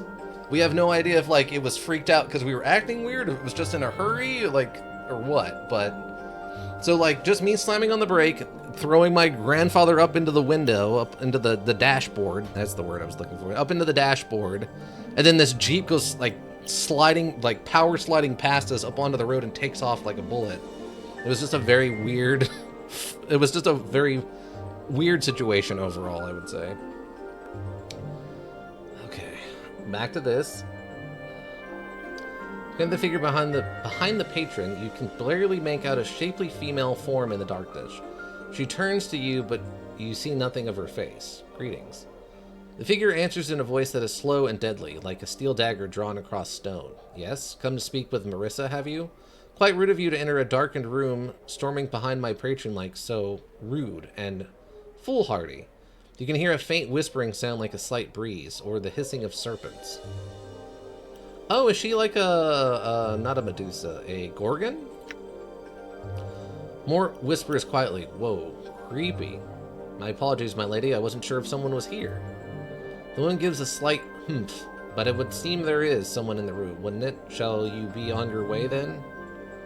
Not just yet. I had a question? Ask. Why do you remain behind the screen? It is your wish that I step away from this partition into some patch of light and speak to you face to face? Marissa laughs, and there's a sound of scales sliding on scales. Nay, I think not. The darkness suits me, and the doubtless suits you as well. Why is it so dark in here? To prevent my unwanted and embarrassing casualties. Now, what is it that you want? I want you to come into the light. Nay, and the addition of please will not sever to persuade me. Now, what do you want? Surely you did not come all this way to see me. I do want to see... We're going to get turned to stone. This might literally be how our character perma-dies. I do want to see what you look like. No, you do not. Oh, I do. What do you look like? The darkness hides us both. Let's make it a module. I'm frighteningly bored. Let me guess. Are you a human male? I think so. You think so? How could you not know? I really have no sure idea of what I am. It's kind of complicated. Indeed, it must take a great mere mind such as mine to grasp. I really have no sure idea what I am. Truly, that's almost interesting. There's the sound of hissing in the darkness. Describe yourself for me. Truth. I'm tall, muscular, and horribly scarred. Okay, I'll go first. I'm tall, muscular, and horribly scarred. Indeed. Pause for a moment. How are you such horribly scarred? Wait, never mind. I do not wish to know. Now describe yourself for me. Now, when I was learning to drive, I was a little paranoid since in my brain the closest I'd done to driving was in modules, and part of my brain was saying, what if the guy just suddenly swerves and starts driving in your lane from the opposite side? And other stuff. I knew that would basically never happen, but still felt like it could happen any moment. Yeah, I mean, there's always the weird paranoia of, like, how much is movies and stuff actually showing you versus what reality is when it comes to driving. Obviously, it's much more mundane than shows and modules make it out to be, but yeah, I can understand that. Driving is very much a weird experience the first few times. Let's see. Marissa describes herself as a shapely, pale-skinned, beautiful woman with a forked tongue.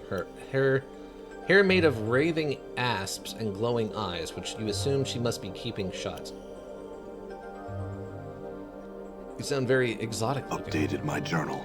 Marissa laughs lightly, the sound accompanied by a slight hissing. Oh, I am, and my merest glance turns living things to stone. From beings of flesh to statuary, with only the bat of an eyelash.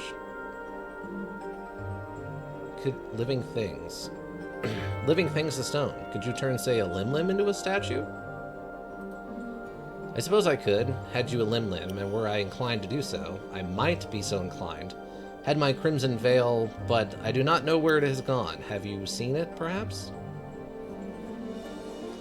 No, what's it for? Is it just a normal veil? Marissa sighs quietly. No, not quite. It aids me in communication, face-to-face communication, that is. Why do you need to hide your face? Enough of these asinine questions. How tirelessly annoying you are.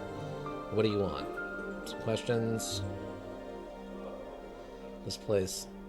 To turn, say, a limb into a statue. Why do we want to turn a limb into a statue? Do you know anything about Ravel Puzzlewell? No? Do you? You hear an annoyed sigh from the darkness. Go ask Yevis. She collects many tales and can probably tell you something of use. Mind? Forget I asked. Farewell. Done. Okay, so we found a Gorgon. Interesting. This appears to be an actual just empty... Oh, there's a door down? Wait, this place has a basement? Okay. We'll deal with that in a second. Brothel patron, open the door.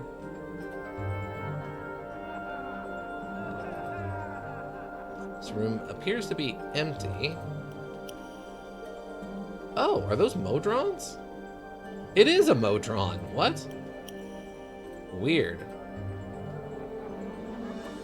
Oh, this is Echo herself. Hello, Echo. The striking young woman has skin of the color of burnished copper. A translucent white dress held precariously by golden clasp is draped carefully over her shapely form. Greetings. The woman nods and smiles briefly. The scent of her hair, sweetly perfumed, fills your nostrils. I had some questions? She nods. Is your name Echo? Updated my journal. She nods, smiling pleasantly. I had some questions. Yes. Trying to find a Marissa Crimson Veil. Do you know where it might be? She shakes her head shruggingly and gives you an apologetic look. Okay. Do you know anything about Ravel? Her eyes flash and she smiles. She nods at you. What? Do you know of her? Updated my journal. She simply looks at you. May I ask why you can't communicate? She sighs softly and nods. The world will undo the universe is spoken. Did your voice cause some death or some tragedy? Do you know the word that will undo the multiverse if it is spoken? Her eyes widen in surprise, then she gives you a beaming smile, rolling her eyes and shaking her head. May I ask you something else then? Will it cause death or some other kind of tragedy? She pauses at this, opens her mouth, and then frowns. After a moment, she shakes her head. Another question. Okay, never mind, actually. Okay, not much we can do with her until we can convince her to talk to us, I don't think.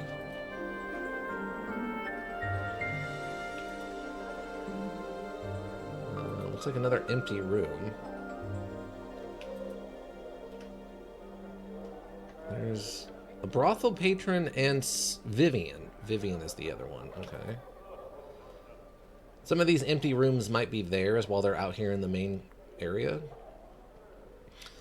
This dark-haired young woman is staring listlessly off into space, sighing miserably and occasionally picking at the seams of her green velvet gown.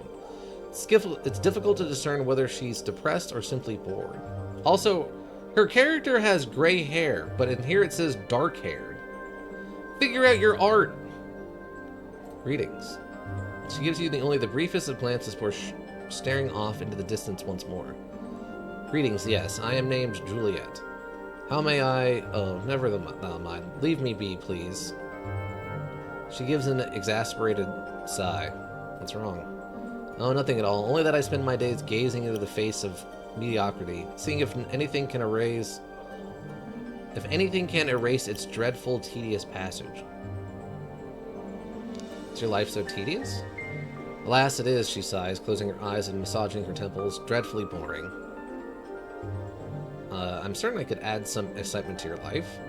She frowns at you and rolls her eyes, doubtful at best. I am already with a man, sir, and I do love him dearly. 'Tis just that I wish, she taps her fingers against her chin, something more of our liaison. There's a problem with the relationship? Yes, there is a problem, she huffs, in that there are no problems to speak of. Our families took the news of our courtship splendidly. Siblings love my siblings. Our friends think our union is to be blessed by the powers themselves. All fine and good, but things are going, she frowns, so smoothly. 'Tis not right to have such a trouble-free courtship. I don't know about that. Dost thou not? Hast thou ever had such a courtship? She glances briefly at you. 'Twould seem that thy life is filled with a variety of problems, judging by the pallor of thy skin. Can't remember any courtships I've had. The remnants of the one I'm encountered suggest that I may have had some problems. It says just that all my friends have such interesting relationships. One fought with a turmoil, feuding families, daggers at one another's backs, poison, mad siblings, irate fathers with large swords. I have a lover whose family loves me and whom the world loves. She sighs again. A great source of annoyance. How I wish I could formulate some way to spice things up. Dirk floats close to you, whispering, I feel sorry for her lover. He doesn't know how bad he has it. A shit like this is nothing but trouble. Just be happy, right? I mean, she may be, in fact, some kind of partial, like tiefling or mix of something. So her, I don't know, requirements might actually need some kind of drama to be happy. That doesn't sound wise, Juliet. Relish what you have. What did you have in mind? I'm not sure. Some element of danger or jealousy? Something intense. Why don't you have an affair? Why don't you make up some fake love letter from a hidden affair? I can pretend to be a jealous suitor if you want. Glances at you and scoffs. Oh, I highly doubt... Actually, that idea is not half as addled as I had first thought. Thou does certainly look dangerous enough. She looks at you in the eyes as if praising a horse. Art thou as rugged and tough as thy appearance would indicate? They don't make them any tougher than me, I assure you. They literally... I can't die. They don't make them tougher than that. I hate drama, same. Thou shalt do this for me, then? Well, wait, what's in it for me? Really frowns. My company and my gratitude will be enough. My company and my gratitude will be enough. Alright, I'll do it then. Excellent. My love, Montague, may be found within the civic festival, I thank thee. Of course, I'll go speak with him. Farewell. Updated my journal. Wait, so she's Juliet and we're gonna go talk to... I'm gone. Montague? Poor guy, right? Okay, a little bit of a specific call out of a reference there. This room seems to be empty. Wait, what is up with this closet?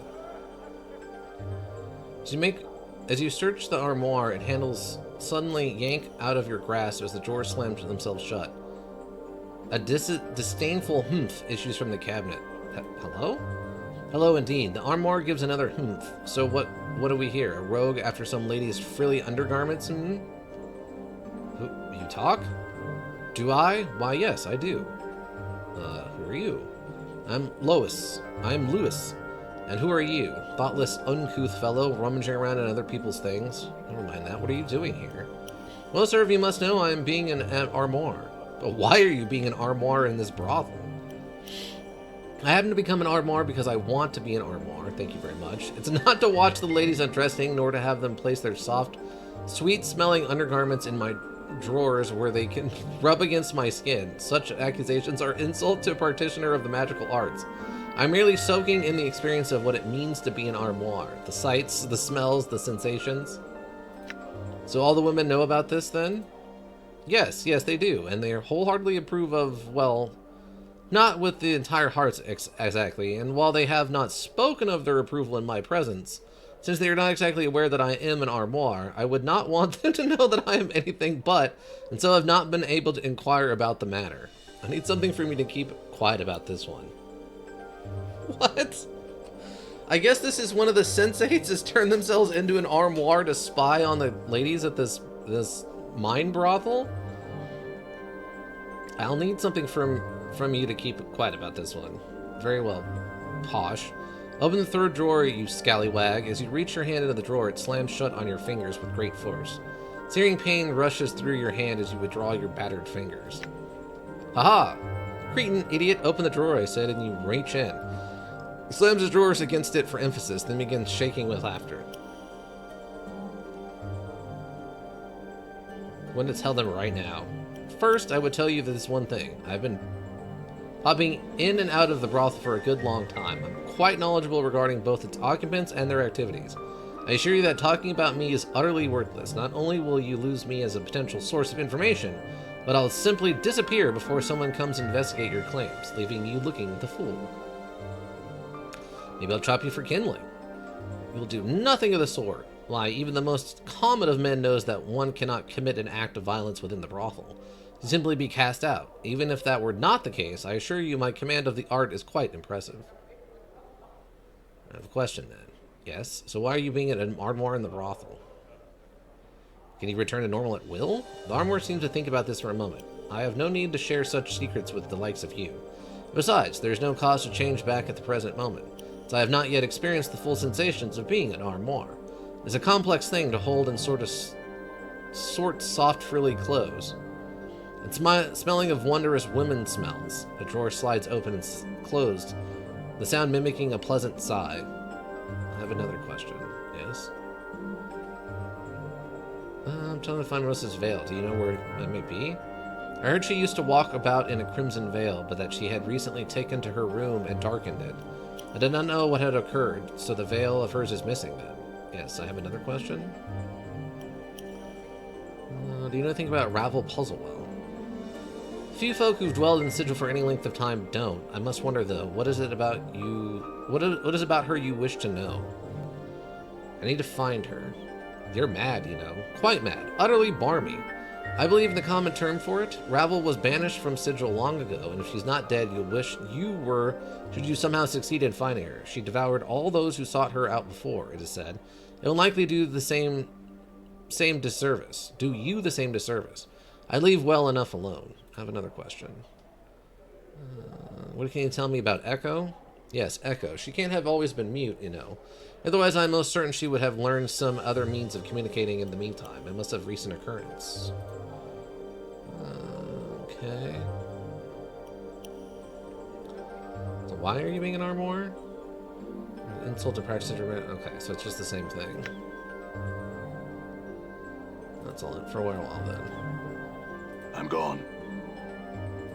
Okay, everyone move over here for a second. I need to check and see if there's a veil in here.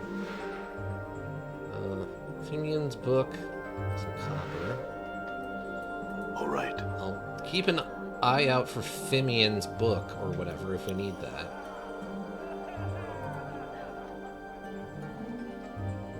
Okay, let's go talk to Delora. This dark-haired, pale-skinned woman has a cultured, refined look about her. As she turns to you, you note that her eyes, which you had previously thought to be gray, are the color of brushed steel. Greetings. The woman's voice is soft, calm, and without inflection. It has a certain faraway quality as to somehow not attached to her. Greetings, I am called Delora. May I serve you somehow? What way have you serve? In what ways can you serve me, Delora? She blinks her eyes, then touches her hand to her heart, bowing her head slightly. I am able to debate any scholarly or academic matter quite proficiently, if that is your wish. I am also well versed in various modules of strategy, should you wish to play something. Though I have the materials for few such modules here. Okay, actually I can ask you, could we play a module then? Of course. Is there anything in particular you wish to play? No, I don't actually remember any modules. Here then, allow me to show you one. Roland brings out a thin, lacquered box which unfolds into a small board marked with a grid. The contents of the box prove to be a number of polished stone chips. Half of them black, half of them... It's time to do! I can't imagine trying to teach the nameless one how to play Yu-Gi-Oh! That would be a heck of a day. This module goes by many names. Shall I explain the rules to you? Sure. Or explains to you the rules of the module. How the chips are moved, how one's best one's opponent. It seems somehow faintly familiar to you. The rules are simple, yes, but a great deal of complexity lies within the module itself. It takes a great deal of time to master. Shall we play? Yes, let's. As you play, you come to realize that you've done so before. Even your best tricks, though, are nothing to Delora's well-calculated strategies. The module runs steadily downhill for you until you are at last beaten entirely. She does not smile or gloat, however, but quietly begins to put the module away. You seem to possess a good understanding of the module.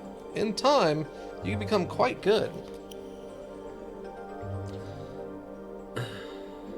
Perhaps you mentioned debating before? Yugi is the best module of strategy? Yeah, there's no randomization in that at all. It's all raw strategy, right? You always play so mercilessly. Laura nods. Mistress Grace instructed me to hold nothing back for another of her students' plays so that her opponents will always just manage a win. It was Mistress Grace's desire that I provide a different sort of experience, a true challenge, rather than something that might be more pleasing to one's ego. You mentioned debating? So that is correct. I'm neither a tome nor a tutor. I have no desire to educate my patrons. Should you have a matter to discuss, however, the 15 factions and their effect on the Sigillian politics, the most effective battle stratagems for warring in Arkrum, the meaning of existence itself, I would be most pleased to choose a counterpoint and engage you in debate. Oh, interesting. Choose a topic, see if you can best her. You choose a topic and begin. At first you seem to be holding up fine, but in time your position crumbles as Delora crushes one of your arguments after another with her infallible sense of logic. She seems to take no joy in her victory, however, and merely offers, if you would like, we can debate once more upon the same topic. I can argue your position this time, should you desire. Wait, are you always so ruthless in a debate? That's alright. I have some other questions, though. Dora casts her eyes to the floor with a sound that might be a sad sigh. I serve you as a patron, but have no wish to answer other questions at this time. My apologies, but I fear you shall simply have to bear with that for the time. What's wrong? Anything I can help you with? My journal. She looks up the floor and into your eyes. Once more, you're struck by the pale smoothness of skin, the cold depths of her silvery eyes. No, I fear not. My troubles are a matter of the heart. In time, I think all things shall be resolved. Are you certain there's nothing I could do? Certain? Delora pauses as if thinking. No, I am not. My first love, Merriman, possesses still the keys to my heart. So long as he has them, I shan't be free to love another. This is the cause of my melancholy. Why don't you seek him out? Speak with him. Roller shakes her head. I may not leave this place. The reasons why are deeply personal and not to be shared with strangers, even ones who might bestow a kindness upon me. But suffice to say that I cannot seek out Merriman myself. I can speak him on your behalf. My journal. Laura nods, the slightest hint of a smile appearing on her lips. She bows her head. Were you to find and speak with Merriman, I would be most grateful. He's a member of the Society of Sensation, so you may wish to ask for him at the Civic Festive Hall. I'll return when I find him. Farewell. Okay, so this is like several steps deep into the multiple quests going on here. Also, apparently they wander around. She left her room. That's actually kind of impressive programming that they included that concept of the NPCs wandering about. Just some cash. Done. Oh, there is a door over here. Like, that looks like a big space for there not to be a room here. I love the whole squad is like sneaking in here. Done. Shut the door. Shut the door. What are you doing? Can he not shut the door?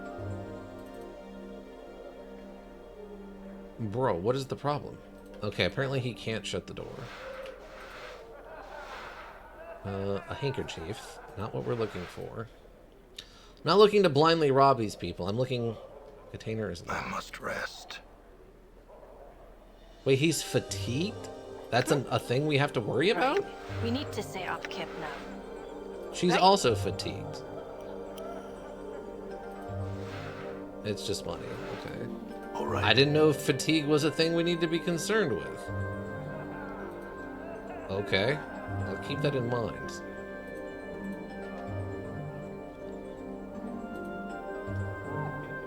Huh. I guess we've just been at it long enough now that we need a short rest. Nene Nine Eyes? Well, this room was empty before, right? The petite, attractive young woman is smiling blissfully and humming to herself. Her wide, pale blue eyes seem to constantly drink in her surroundings as she looks about. Greetings. Smiling young woman curtsies gracefully and looks to you, smiling. Well met, good sir. I am Nene. And how are you this fine She suddenly notices your scars and places a gloved hand on your mouth. Oh my. You're hurt, she blinks, all over. Mort spins around you, mocking the girl's obliviousness. Powers above, Chief. She's right. I never noticed before. You're covered in scars. Pay it no mind. They're old scars. I'm fine. She nods quietly, lowering her hand. Some questions? Huh? She can't seem to tear her eyes from your scars. Oh, how shameful of me. Don't mind my rude staring. I am named Nene. She makes a little curtsy, and it is my great pleasure to welcome you to our brothel, the slanting intellectual lust. She returns to staring at your body. You have tattoos under those scars, too. What's that one? She points to one of the tattoos. That one's... looks fascinating. Look at the way the lines of the ink. I think that's ink. She squirms at the tattoo, squints at the tattoo, and then reaches out to touch you. Allow her to touch you. I think that's ink. She traces a finger around the edge of the tattoo. Is it ink? What a pattern. Look at the way that the lines intersect here. She touches the center of the tattoo. That's simply amazing. She purses her lips and frowns in disappointment. I could make it out better if so many scars. There's nothing to be done about the scars. They are permanent. Oh, I'm sorry. Pox on me for even mentioning them. She cringes.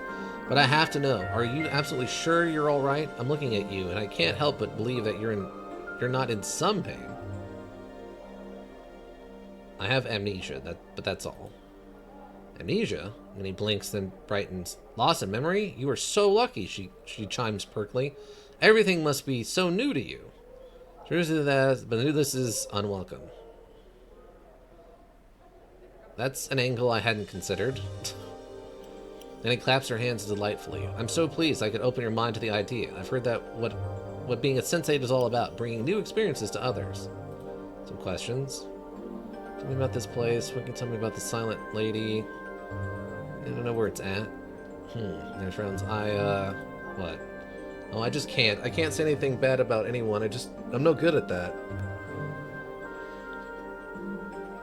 It's not bad to point out a thief. Oh, but I don't know if she's a thief. And he bites her lip and looks at you with pleading eyes as if just wishes you'd leave the topic alone. Look, why don't you try and say something not nice about her? Oh, all right. Then he puts her hand on her hips and frowns deeply, almost exaggeratedly. You resist the temptation to laugh. Oh, I dislike her very, very much. She pauses for a moment, then looks at you out of the corner of her eye as if gauging your reaction. Was that convincing? No, not really. Nanny frowns. I know I wouldn't be any good at this. She looks at you, just depressed. Do you know how hard it is to say bad things about someone? It feels so wrong. Why don't you practice on me, Nanny? I suppose I could try. She looks dubious. You big meanie, nasty brute. She puts her hands on her hips. Meanie? She looks at you. How was that? Try hitting me. Nanny clamps her hand over her mouth, looking shocked. Oh, I couldn't. I mustn't. She blinks. I want to hit somebody anyway. Go ahead. Do it lightly if you have to. Remember, I'm a meanie. Nasty brute. I deserve it. And he slaps you and you barely feel it. She still looks shocked and frightened she hurt you. Oh, I'm so sorry. Did that hurt? Tell me you're okay. Don't break character, Nanny. Come on, show me what you've got. You can say something bad. Just let it all out. Oh, Nanny draws her tiny frame into full height, balls her hands into fists, and then puts them on her hips and scrunches up her face into a cute scowl. Oh, darned be you! You deserved all that indignities you put me through. Going out late at night, her eyes roam up, down your body, getting into fights and getting all scarred up. What are the kids going to think, Excellent. Oh, don't you excellent me, like I'm some backlicker looking for your approval. I'm my own woman, and this woman is about to walk out of your life unless I get some solid commitment.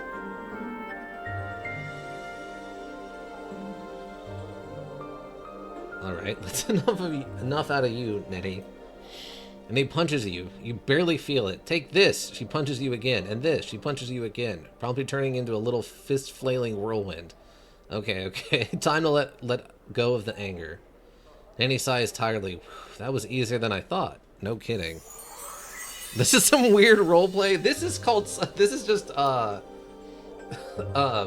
like psychology? We're just helping this lady, like, work through her frustrations.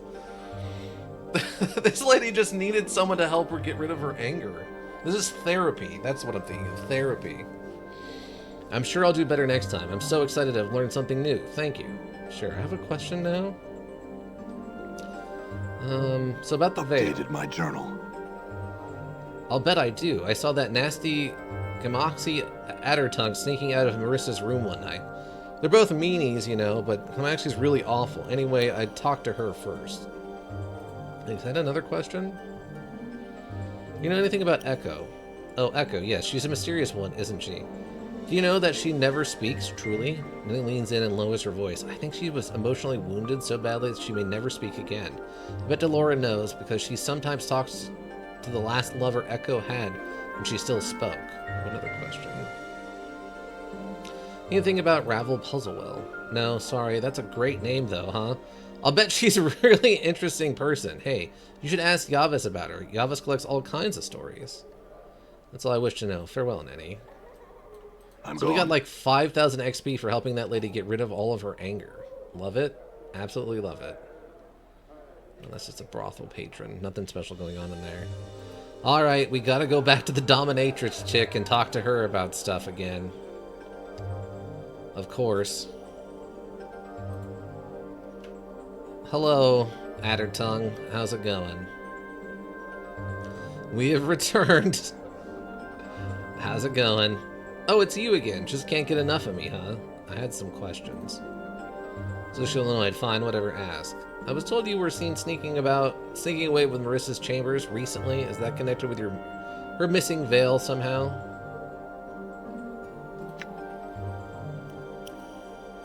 It flies into a rage. Who told you that? She suddenly falls silent, glaring at you through narrowed eyes. I was there, Burke. I didn't take her filthy veil. Search my room, if you'd like. I catch you sniffing at my breeches, though. I'll see you never allowed in here again. Why would anyone sniff at your breeches? Updated my journal. Beats me. Someone nicked more than a few pairs of them, though. My favorite leather brasier, too. With the iron studs, she hoots angrily. I have another question. Who are you? What are you doing here?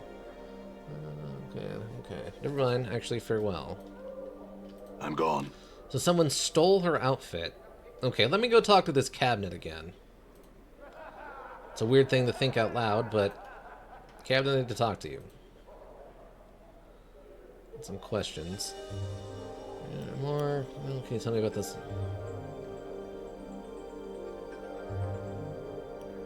What about this place? One for. Never mind. Okay, so I can't bring that up yet. There's the Modrons. Have we talked to Vivian yet? I guess we haven't. This tall, elegant woman with her sharp features and regal demeanor is a striking example of aristocratic beauty. Her clothes appear to be spun of silver thread, and a small file dangles from her necklace.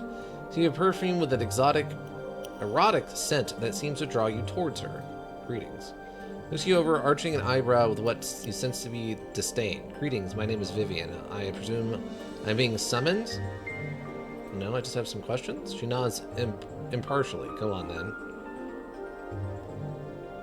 What's that incredible smell?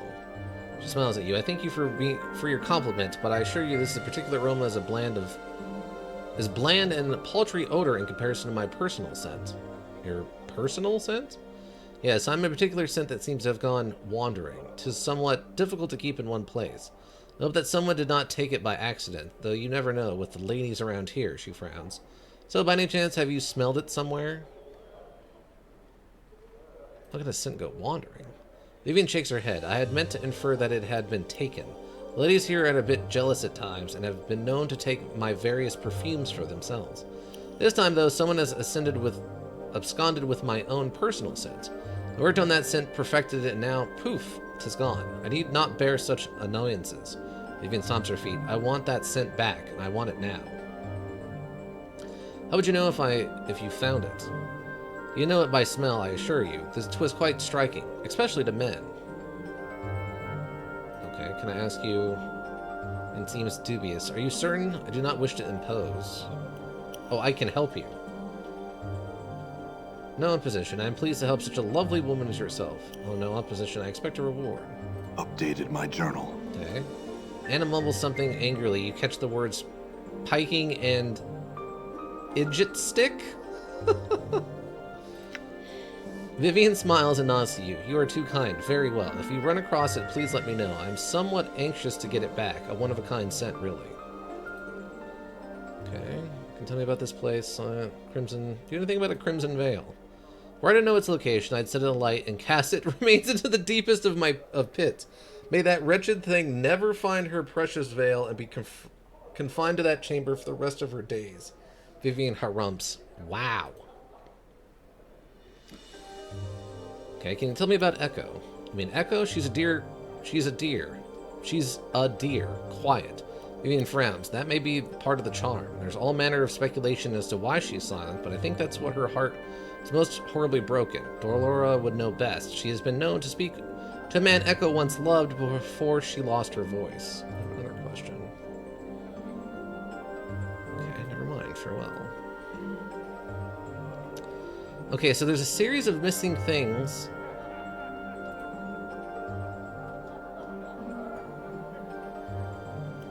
I have some questions.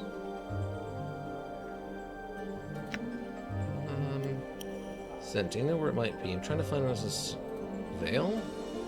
The verse is an interesting tale. Would you like to hear it? Yes, go ahead. Once upon a time, in a world of heroes and a time of petty, childish gods, there were 3 sisters, cursed with a hideous appearance, that were considered demons by the people of the land and forever shunned. One misused her sisters terribly, yet left that world with its shame behind. One missed her sisters terribly, yet left that world with its shame behind, but exchanged the pettiness of a pantheon for the pettiness of self. Another question. Okay. Tell me about the silent lady. Scent. Updated my journal. Shakes her head. Speaking with Nenny, she is forever pacing about, observing everything intently. Alright. So, Nenny is the one who apparently catches all of the secrets. And we've already helped her, so hopefully she'll just tell us what we need to know. Nenny? Oh yeah, there she is. Well met, good sir. I'm Ninny, and how about you? Oh, we met before. Ninny giggles and... I'm sorry, I knew you looked familiar. Alright, Ninny, I had some questions. Vivian sent. Do you know where it might be? Someone has been taking things from her room, too. Have you seen anything odd? Updated my journal. His eyes suddenly go wide. Oh, that's right, you know? Once I saw a man sneaking out of his room while she was out talking to a patron. I watched the front door all day, but never ever left. Isn't that odd? I don't think he could have made it out a window, so I never figured out where he went, and then I totally forgot about it. Weird, huh? Yeah, it is. Can I ask you another question? What do I think about Vivian's my sins? journal. Maybe? I saw that mean Marissa sneaking out of Vivian's room one night. Now that I'm not saying she took it, but I know Marissa's not a very nice person, and that sure sounds suspicious, huh? I'd just go ask her about it. And then he nods at you. Thanks, Ninny. That's all I wanted to know. Farewell. So Marissa? I'm gone. Marissa. Let's echo. So, sounds like someone's sneaking in through the secret exit here. And... Oh, wait, no. It's not Marissa's not her name, right? Oh, no, it is Marissa. Okay. I need to talk to you. 2 hours of brothel stream? I mean, that's kind of what it's turned into. I didn't expect there to be this much stuff going on inside of the brothel. There's like 3 different quests going on here. Everyone's got their own thing going on. We're just getting tons and tons of XP by just talking to people. Marissa's cold, cruel voice hisses from the darkness. It returns. You have a reason for coming this time, I trust, or just more of your pointless questions? More pointless questions. Ask. I'm sneaking away from Vern's. I'm concerned with Mrs. Scent. I've told a vision Scent. Do you know where it might be? Updated my journal. Marissa says nothing, though an angry hissing issues from the darkness around her. Yes, I've been known to creep into Vivian's chamber for some other perfumes. Though I doubt you'll meet another here who hasn't. If you're implying that I've got her personal scent, well, feel free to sniff around. You'll not find it on me or in my chambers, I assure you. Perhaps whoever took my Crimson Veil also took Vivian's scent as well. Another question. To remember that she can turn limbs into a statue.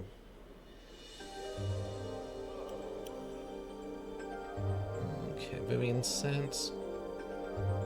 Okay, never mind. Farewell. Okay, so we know someone's stealing lots of things. Okay, let's go see if we can find out what's going on in this secret door we found. Sounds like where a guy could be going if he didn't go out the front door and he couldn't go out a window. Brothel cellar. I'm gone. There's a brothel caretaker. Okay. There's a statue.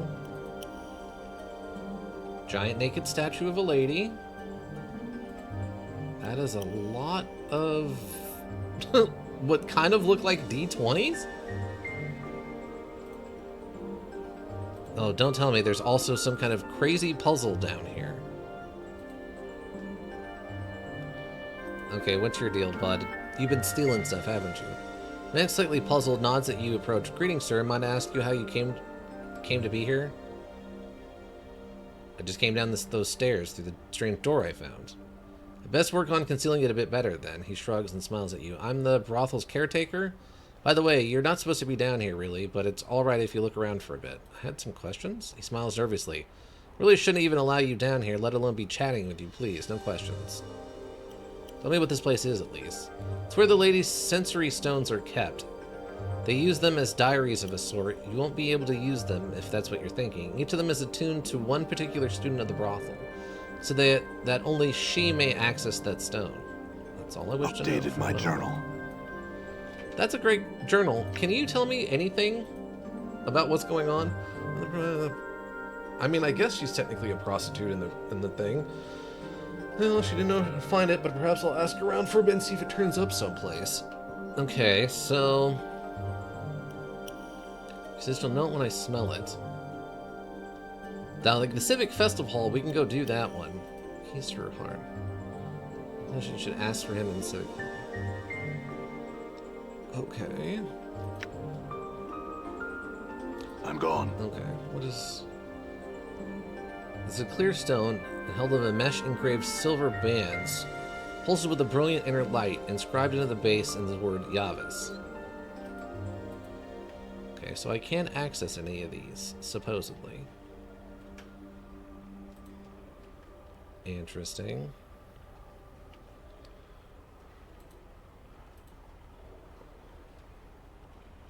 Grayish white stone held in a mesh of engraved silver bands. Lights. Once inscribed in its base, but the writing has been scoured away. That's Updated my journal. odd. I found a hidden chamber beneath the brothel that contained a number of glowing stones. 10, in fact. One of them was blank. Something had been inscribed on the base, but has been scourged away. As caretaker, a large chamber below the surface. I have to use them, however, as there have been tuned to one particular woman or another. About her being seen sneaking around, she wouldn't say anything. Okay, so we might have found the thing we needed from down here. I guess we can go confront Fall from Grace? All right. See if she's got any input on any of the stuff going on around here. Also, can you talk to a Modron? This strange cubic creature seems to be as much machine as it is organic. As you approach the thing, it silently stares at you with wide, unblinking eyes. Its face hasn't the slightest trace of emotion on it. Come on, Chief, we're in the building full of some of the sexiest shits in this side of the multiverse, and you're stopping to talk to Modrons? What can you tell me about them? Mort makes a noise of utter disgust. What's there to say? Annoying little clockwork pests. They're always working to impose law and order upon the multiverse. Not good, mind you, just law. Let's just forget about them and go chat up the ladies, eh? My apologies, Mort. I'm talking to the Modron. Mort sighs loudly. Fine, whatever, but don't say I didn't warn you. You probably won't get anywhere with them, though, Chief. They're an odd lot to talk to. Greetings. His voice has a metallic, reverberating quality to it, as if it were more a sound of played out some warped musical instrument than true speech. Your greeting is returned. There's a soft click as the creature blinks. Awkward silence hangs in the air between the two of you. I have some questions? Identify yourself to us. I am Adam. The creature tilts slightly forward, then back on its metallic legs. Whether the movement is meant to indicate a bow or a nod, you're unsure. We would identify ourselves as Modrons, quadron type, winged variant to be subject add-on. Questions now. You're telling me about this place. What are you doing here? Our purpose here is observation. What are you observing? You're observing one of the establishment's staff. Who are you observing? As previously stated, we are observing one of the establishment staff. Yes, but who exactly are you observing? The object of our scrutiny is named Delora. Why are you watching her? We have not been informed as to the specific purposes of the purposes which resulted in our being given our present task. Command of our superior Pentradome is sufficient reason to perform said task. As such, the purposes are irrelevant to us. Not another question. The subject is free to ask. Try to find Vivian's scent. Do you know where it might be? We do not. If you're not currently in the process of doing so, we would suggest the methodical approach and questioning of each inhabitant of this building. Okay. Do you know anything about this thing? We do not. Okay. Do you know anything about this legendary person? We know nothing of any being or object possessing such an appellation? Okay. Okay, I think we're good then. I'm gone. Okay, I need to talk to you again, Fall from Grace. This place is full of How weirdness. may I help you? From Grace turns to you, approach and smiles. How may I help you? I have some questions. Sentence reveal. Ravel again. I'm here looking for help. Perhaps you can help me? I've lost my memories, and doing so I've lost myself. I've been stricken with amnesia. Fall from Grace pains. How terrible. Do you have any idea how it happened? Not really. At least not that I can remember. I woke up on a slab in the mortuary and everything before that is black. I woke up in the mortuary? I think the dustman mistook me for being dead, or I was dead, or something. All I know is that I regenerate wounds quickly. I could be immortal, but I don't even know that for sure. Fall from Grace seems to be appraising you with renewed interest. Those scars on your body, she reaches out a hand as if to touch you. May I? Sure? Fall from Grace drags her fingers across your chest lightly, triggering the edges of your scars and allowing the curves where they blend into some of your tattoos. She seems fascinated. These scars do look as if they could have taken several lifetimes to accumulate. They certainly do, though some are more recent. Fall from Grace steps back. Some of these wounds would have been fatal to a normal man. She taps her chin, thinking, what do you intend to do now? I need to get my memories back, my life back. I intend to scour the plains and search inside myself until I can piece together who I am and what brought me to this state. I really don't know. For the moment, I'm just searching for clues as to who I am and what happened to me. I don't intend to do anything. I prefer to have the discussion anymore. I mean, I guess I plan to get my memories back? One from Grace is still thinking, her fingers tapping her chin. I must say, I've never met a man who had lost himself in literal sense. There's an eyebrow. Forgive me, but your condition is intriguing. Intriguing? Frightening is more like it. I don't like not knowing who I am, what I have done, who my enemies are, and who my friends are. It is that. Well, I'm glad you think so. I have offended you with my words. Fall from Grace bows her head. I give my apologies if you have. I prefer apology accepted. No, never mind. No harm done. If it will help, you are welcome to tour the brothel. Several of our students are well versed in the verbal arts. Perhaps some of them will be able to rekindle your memories. Questions Updated first? my journal. Perhaps help me send the ravel. Okay, no questions for today. Wait, what did our journal get updated? Wolfram Ray suggests I speak with the students at the brothel that introduces them and might spark memories of who I am. Okay, well, we already done all that. Okay, so I guess the question then becomes...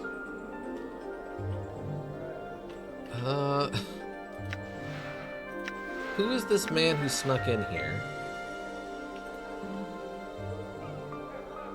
Oh, she's in the middle of entertaining a patron. Because, I mean, I feel like... I mean, I guess this place is open to people or whatever. It's just coin. Trying to see which one of these places I can get into and look through real quick. Oh, this place is jam-packed full. Right. I don't want to do any damage, so just unlock it. A gold earring. Here's locked. A handkerchief and a silver bracelet doesn't do me much good. And just another earring. Okay, doesn't help us. I'm gone. What goes in here? Wait, you've left your room? Let's see if she got up to stealing anything and then forgot she stole some stuff. Shall we? Might as well. Canter is locked. Nope, I don't need that. I need another thing. Handkerchief and money. Aye, what? Even Might as skill, well. please. And a bunch of money. Okay. Done. Doesn't do us any good.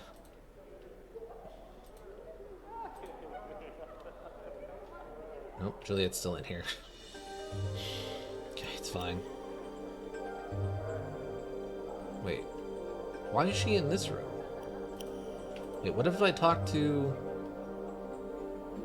Gosh, Lewis. Maybe she saw a man leaving... Do you know where it might be? Try to find where's his veil. Oh dear, yes, I had heard about that. Most unfortunate. Do you ever have the exquisite pleasure of breathing in that scent of hers? The drawers seemed to shudder with delight. Absolutely wondrous it was, but sadly no, I know not where Lady Vivian's scent might be found. A man leaving a room. I think that was you, Lewis. You think? Think? How could you be so alarmingly rude, so ludicrously presumptuous as to spout forth such an accusation without being absolutely certain of your changes? How dare you? Impatient, brassy cur. Why I ought to... As Lewis rails and curses, his drawers open and close. You notice a small bundle of crimson cloth tucked alongside some clothes. The repeated opening and closing of the armoire makes it more difficult to grab, however. Grab. Wait for an opportunity to grab it. Stand poised at the edge of the armoire. It keeps grabbing on and on, but it never seems to stay open long enough. Try and snap your hand while the drawer is open. You simply cannot move your hand quickly enough to snatch the crimson cloth from Lewis. The most you would accomplish would be getting your fingers crushed. Beg and whine. Pull open the drawer. Oof. Stop, I say. Watch the handles. Don't scratch the finish! Darn you prying filth. The armoire puts up a valiant effort, but you finally pull the drawer open and you yank the cloth. A translucent crimson veil from within. Plugging it away, you notice that it is perfumed with a light, exotic, and most pleasant fragrance. Darn it, you rogue, you blackguard, scoundrel, you give that back to the Get some. I know, we had to do it, brute force it, but that's not yours. That's an extremely personal garment that belongs to a lady of this establishment. They would not appreciate you fondling their private things. Oh, but it's also right for you, you wooden pervert. I'm not doing anything so criminal and malicious as you. I'm merely soaking in sensations necessary to my growth as an individual. Yes, farewell. Done. Okay. That's still really weird that there's just a guy who's, like, embodied into an armoire so he can just, like, spy on the ladies? Turn them into firewood? Well, he is not in the thing. He claims that that he could jump out of it, like bring him his awareness out of it, and then we would just destroy a pointless armoire. So I don't know. I don't think it would do us any good. And apparently no one would believe us if we told on him.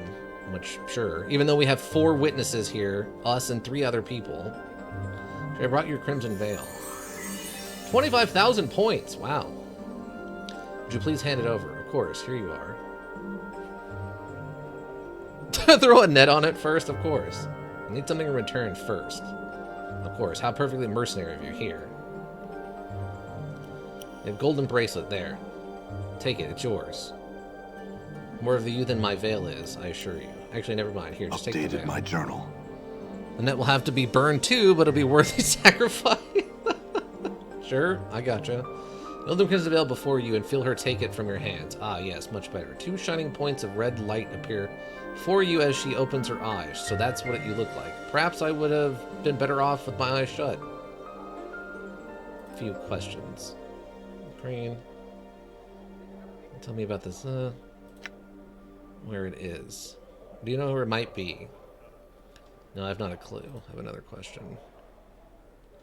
I remain behind the screen. Marissa is silent for a time before answering. At first it was because I had lost my crimson veil, but now I did not know. Perhaps I have grown accustomed to dealing with my patrons in this manner. Grown to enjoy it. In a time I imagine I will tire of it and venture out into the sigil once more. But for now, I am comfortable here. Can you tell me about this place? Okay, never mind. Actually, that will do. Looks like my skills have increased. All right. Oh, everyone else leveled up except us. 25,000 experience is a lot of experience, though. Saving throws, 2 skill points, and then or 4 skill point or hit points, and then 2 from con bonus. Level you up. We have no skill points left, or thief points left. 4 hit points gained, 1 from con. -2 on spell throws, which actually might be a good thing in this case. Well, I'm happy I put so much into opening doors, since that's helped a lot. Level you up. Throw special spell memorization abilities has increased. 2 hit points gained, 1 point from con. Okay, that's... Your hit points seem low, bud. Your hit points seem real low. I'm gone. Okay, so... He stole the veil. Did he steal other stuff? Did he take the perfume as well? It almost sounded like he did. Amor. This is Lewis, the talking Amor. Okay. Hangs over the Amor. An ominous silence hangs over the armoire. There is no reply. You're certain it's still Lewis. You can practically feel the hatred radiating from the wood, but he won't speak a word to you. So long, Lewis. Okay, so I guess that's all we had to do with... He stole the veil, but he didn't take the perfume, then? How may I help you? Questions. It's rebels again. This place. Okay. Okay, so we still can't turn him in.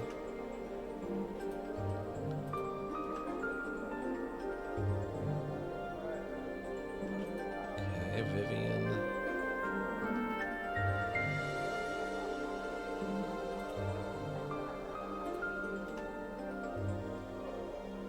Oh, wait. Well, she said something about her leather outfit was missing, right? Who... I'm trying to think. What do you know? Greetings. Can you trade tales? No, I have some questions. Tell me about this place. Can you tell me the stories you're running? Scent. You know where that would be. Your head. Speaking with Nanny, she's forever pacing about, observing everything intently. Okay, for a while. I thought we talked to her, though. There's not much I can get from her.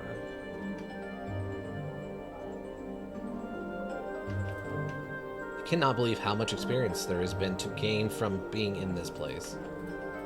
Oh, wait. Is this room empty? Nope, Juliet's still in there. Fudge. Nanny, did you go back into your room? No? Okay.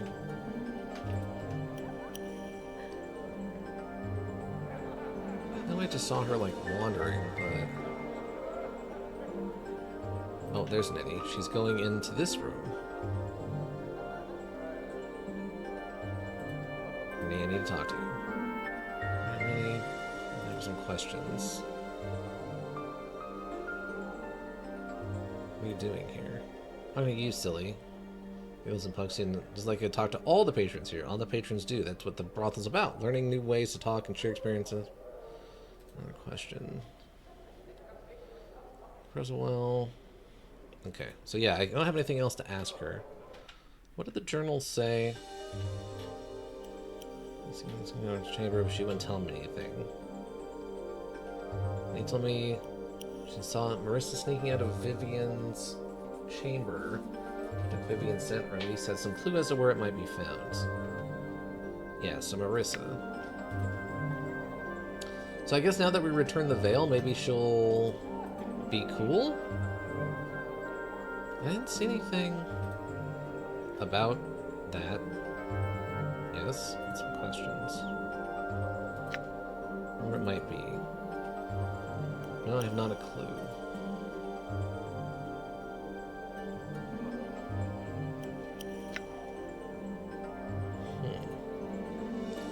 It's odd. Can I just check this stuff? Okay, nothing going on in there.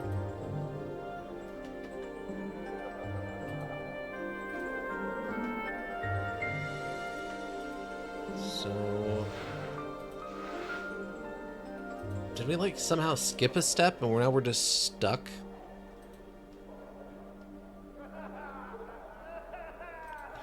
Okay, I need to talk to you. It's not enough of me, huh? Find it. Dry hive gutter, or perhaps that's just a similar aroma. To be serious, though, Marissa stole it. Are you sure? No, but I'm hoping you'll go stomping into her room and upset her enough to do something awful to you. I have another question. Okay, so everyone's accusing of Marissa of stealing it, but Marissa doesn't know where it's at. Is this one of those things where, like, if I had pickpocketing, I could, like, pickpocket it off of her?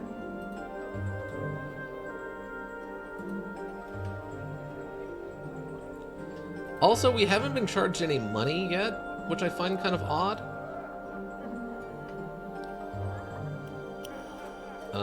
Even if this is a non-physical brothel, I would think they would still need to charge money for people coming in here and interacting with their workers?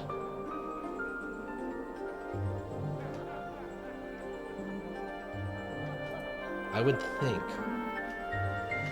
Okay, Juliet, I need to talk to you. Do you have anything? Okay, we literally can't talk to her yet until we go solve her, like, boyfriend problem. Alright, let's go see if we can do that. Maybe we can help her and then she'll know what happened to the scent instead of Marissa, who apparently appreciates us solving her problem, but not so much as to solve our problem in return. Wait, you were kind of suspicious, dude. What's your deal? This narrow-eyed, sharp-faced man is scanning his surroundings with a look of vague disinterest, pausing occasionally to look down and pick at his fingernails. Despite being clothed in silk and velvet finery, he manages to look unsavory and more than a little dangerous. Greetings. The man looks your way. His eyes are dark slits, like narrow stab wounds beneath his brow. His voice is low and gruff despite his slender build. Pike off. Not yet. I have some questions. I think I wonder the ward looking for strangers is spilled dark for? Now pike off.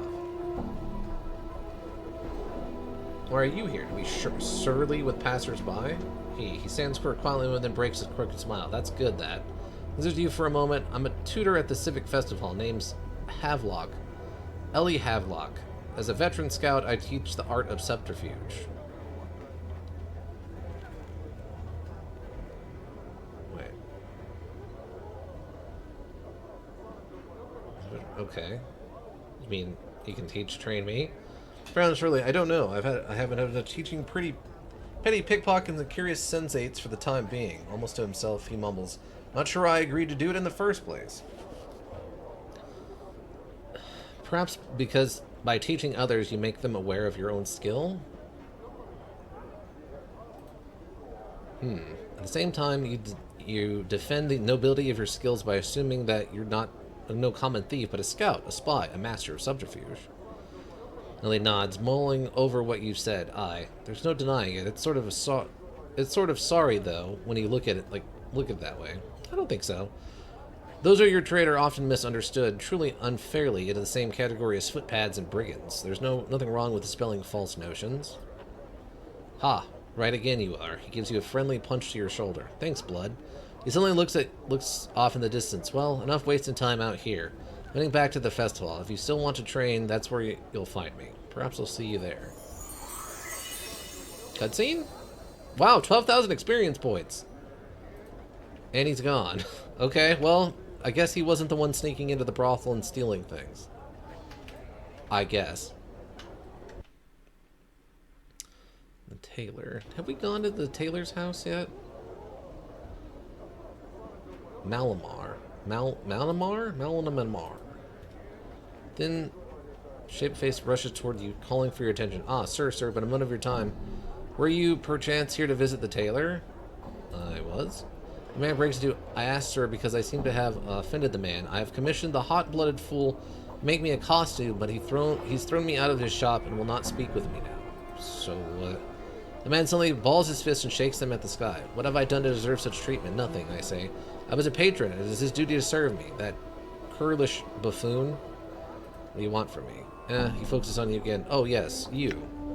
Could I beg of you to enter the place, fetch my costume for me, sir? I have a masquerade to go to and have no time to commission another tailor.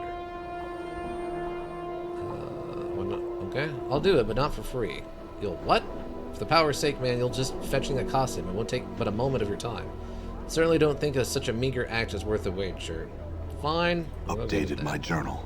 Most excellent, sir. 'Tis this very building right here. It points to the long structure just to the north of him. I thank you. Okay. Let's go see what a tailor looks like. This kind of makes sense to me. All right. Like the clothing department of a store. Racks of clothing, mostly of its fine quality. Okay, fine quality. Citizen. Goncalves? That is a heck of a name you've got there, friend. Rolls of high quality textures. There's just a back area that has nothing going on. This must be the changing room, I guess? That's a huge changing room, though. Also, there's like another area over here that's kind of behind some stuff that looks like it could be a changing room. Or I guess it's just a bench to sit down? I don't know. There's a lot of just empty space in here. Weird. Lurk, then probably you with... Okay, have a good drive. Be safe. Okay, let's go talk to him. Hi. The short, heavy-set, middle-aged man is wearing clothes that seem to be spun of glittering gold. In his hand, he holds a clothing strung tight across a wooden frame. He is currently embroidering some pattern into the fabric. Greetings. The man doesn't seem to acknowledge your presence. He continues to work at his embroidery, muttering under his breath. As he sews, shimmering motes of light seem to sparkle and drop from the top of the needle. Good sir, did you hear me? The man does not look up from his work, frowning distastefully as he answers, yes, yes, and I am certain that you would...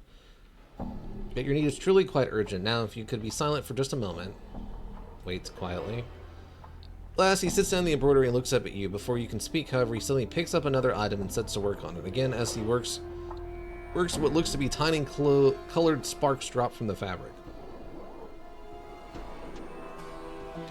Wait some more. Finally finishes his work, settling it down to examine. Greetings. I'm Goncloves. Gonclaves. Now, what is it you were here to see me about? I had some questions. I hope 'tis about garments and the like. I shan't answer anything not concerning myself or the story, you know. Those lights were you were embroidering. What were those lights you were embroidering?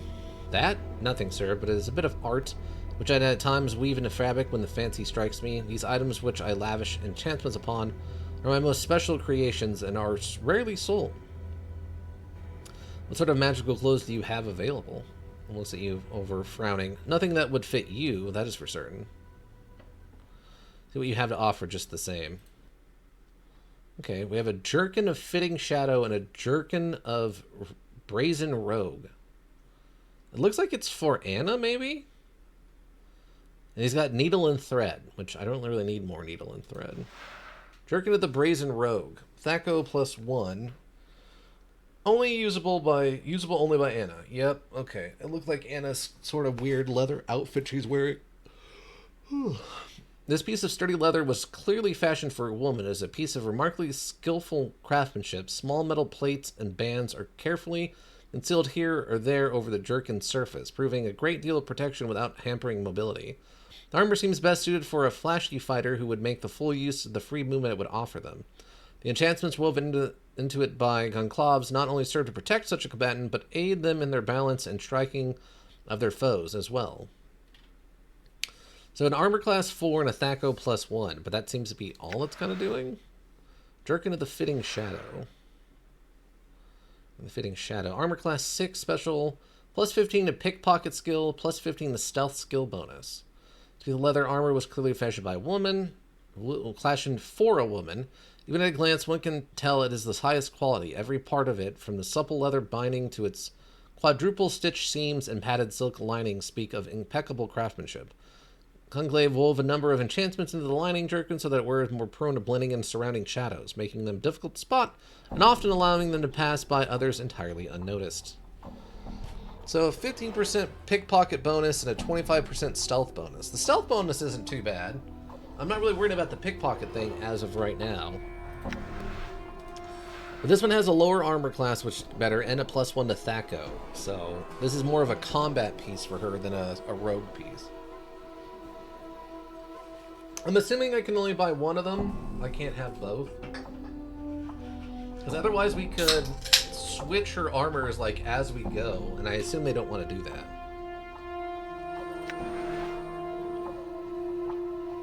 And I could actually afford to buy both of them. Barely, but I could. Okay. Can I ask you some other questions?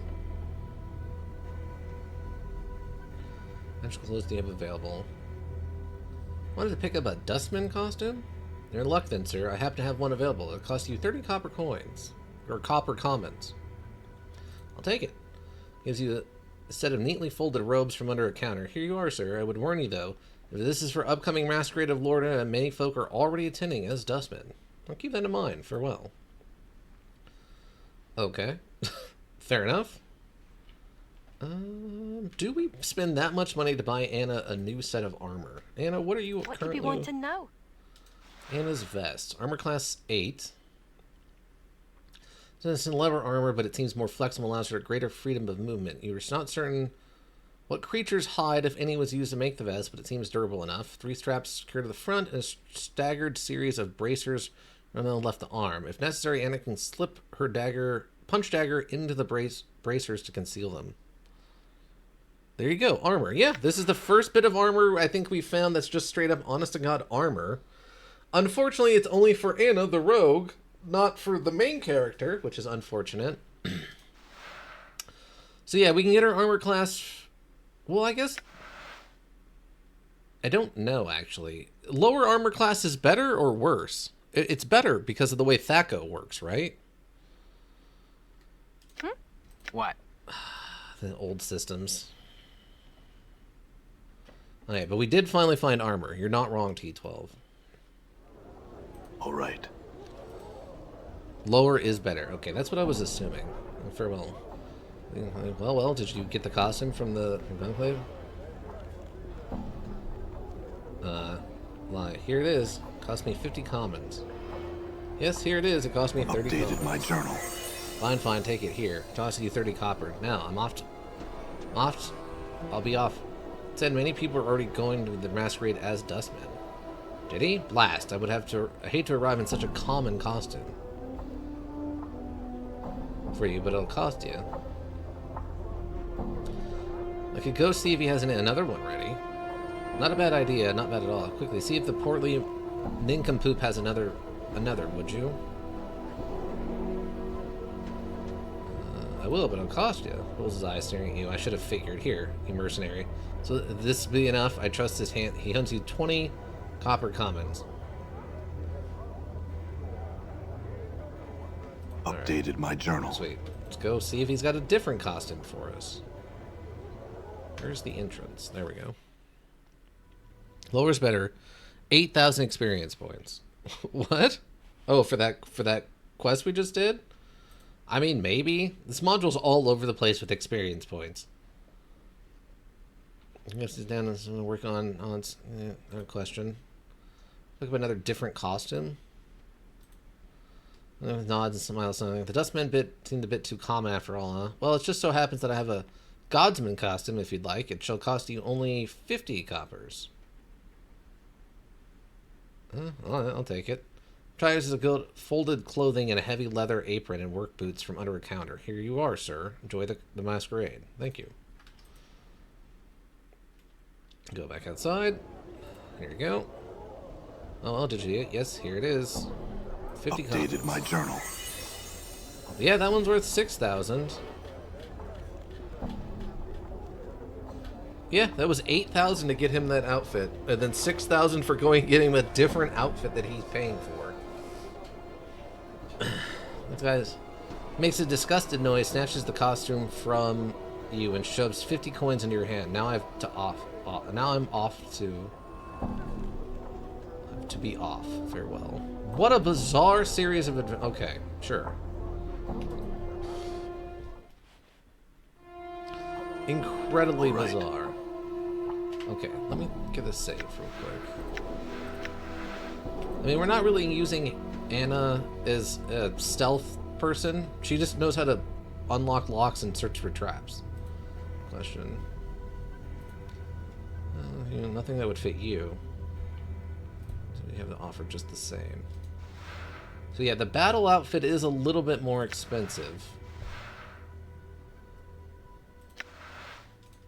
Thread. This is pull thread and small bone needle. They look like they'd be used for stitching up wounds and living or dead bodies.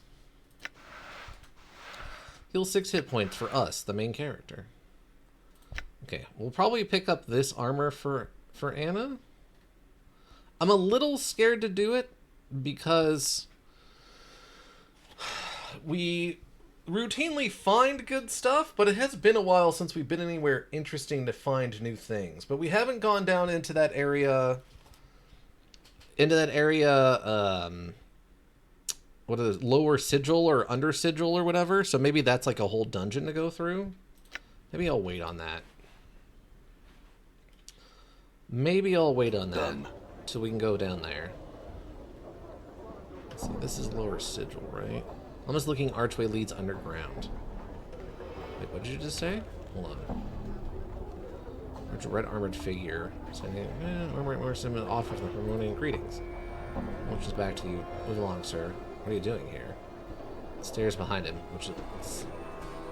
which look to descend straight beneath the city, guarding the stairway.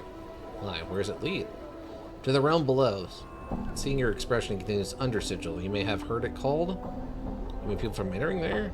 Chuckles softly. The plates of his armor rattling with movement. I'm watching for anything that comes out, sir. Things that don't belong in sigil proper. What are things down there?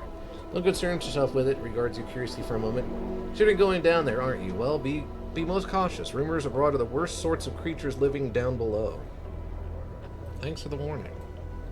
Done. See other citizens, it's dangerous Forward, below. also known as Wanker City. Okay. Thank you, Anna, for letting us know what you think of the town. That was an odd noise. I'm gone.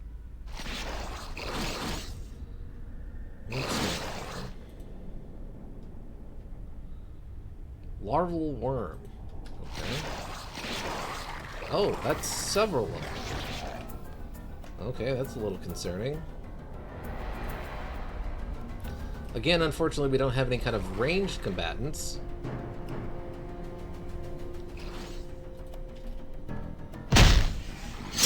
Damn it. More use your magical teeth.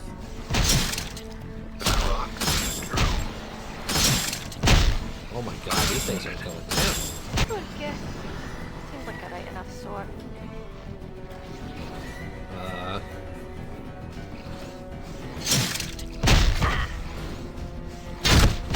This is what I get for getting into. Not the fiendling. Oh, she's down too. Die. Talk about beating a dead horse. Wow. Feels like I've been through a shredder. Absolutely bodied there. Okay. I don't know if that's because we're exhausted or what. Stories bones tell, huh? Link back up, Anna.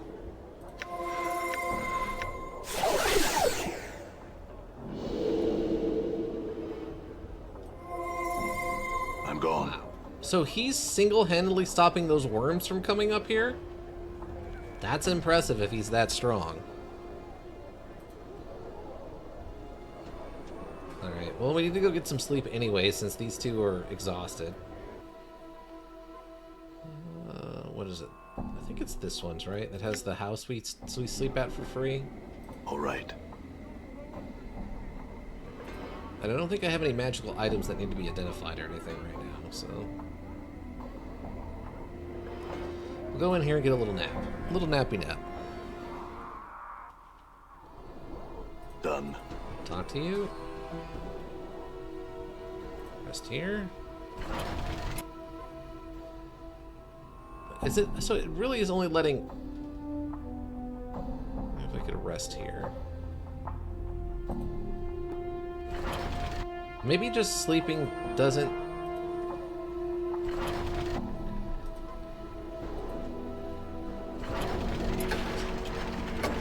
I just need several days of sleep to let them rest up. Okay, one more should be enough. Alright, great. We just spent like, I don't know, what, 3 days resting? Done. To try to get them back to full health? Hopefully they're well rested now. Let's go back over here. Done. So yeah, those worms are not a joke. Everyone has magical weapons now. Now that we're not exhausted, though, we might put up a better fight. Because I know, at least in modern editions, 4th and 5th, being exhausted was pretty detrimental.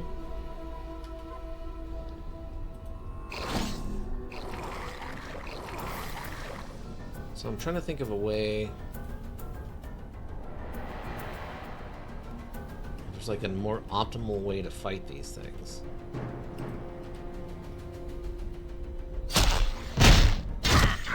Did you see that? I'm hurt. I feel stronger. Wow. Damn it!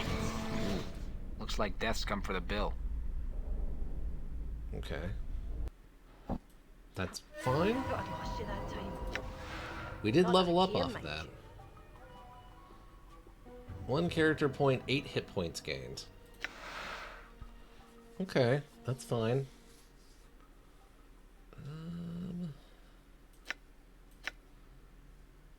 Their wisdom is of heroic proportions, which is exceptional. Higher intelligence helps you regain memories faster, gives you more dialogue options and aids. Okay. Helps you recall memories and gives you a bonus to experience points.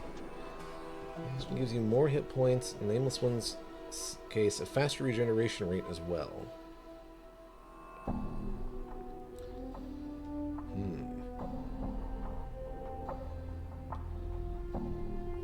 Intelligence helps you regain memories faster, gives you more dialogue options. Well, more dialogue options is always good. So we'll take more intelligence. Because I still need... Yeah, I still don't have any armor. I still need gloves and wrists, and I have no tattoos. That's the other thing we could go get that would help us in combat quite a bit, I think, would be... Some of those tattoos were pretty sweet. I think. Oh, the worms are still here. Rock sings true. Die. Die. I'm hurt. Damn it! Oh my god. Okay.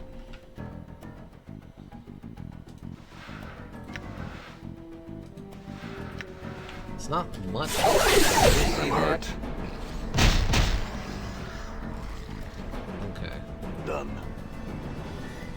We got 8,000 experience from defeating all the worms, I'm gone. I guess. But they didn't drop anything, which kind of sucks. There's a body here.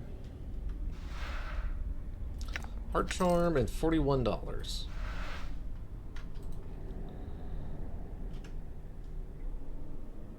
Hopefully it's kind of goes like the other one did. The door has been sealed shut. Where there's like a couple of really powerful things early on and the rest of it is a little bit more manageable. Whoa! What are those? A tree lawn? Okay, what is a tree lawn? What is a tree lawn? A trillon?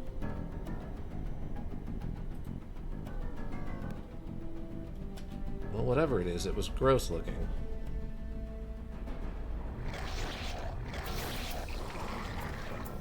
Listen, can I fight one of you or the other? I don't want to fight both of you.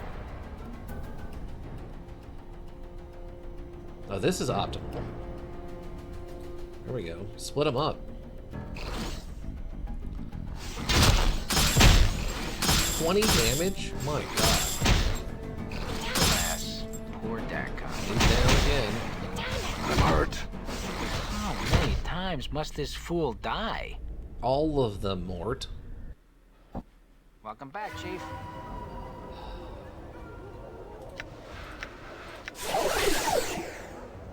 Okay, maybe we really do need to start just using all of these weird powers that we've got. Skull summons and all that stuff. Done. Wait, is this one also locked? No, this one's not locked. I can't scroll the camera over here, though, for some reason. There's nothing in here, and it's the room's halfway off the screen. What a bizarre setup that is. Why would okay, whatever you want to do it, module.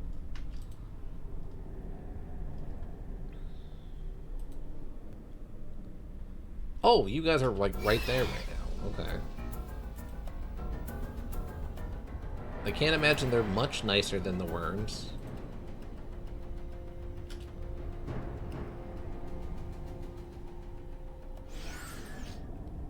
Oh, they're both coming over here.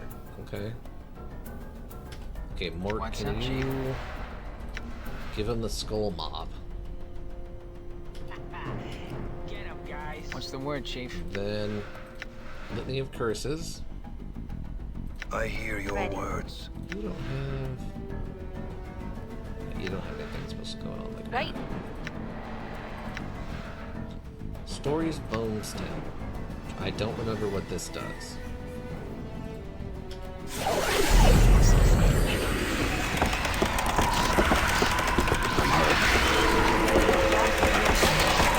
Still died instantly anyways.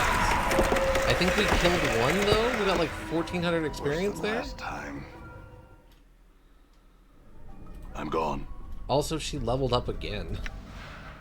Oh, we got actually more thief points. Oh, that's good. 20 more points. Do we know what the limit is? I assume 100, right? I assume it's 100. Get some more points into detect traps. I'm gone. Wait, is there? Wait, is it showing that there's like a secret underneath them? Cranium rat charm. Yeah, it almost looks like there's like a second thing underneath this body.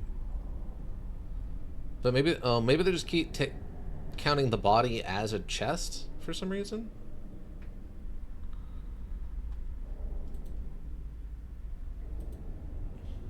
Okay, I think we killed one of whatever those things are.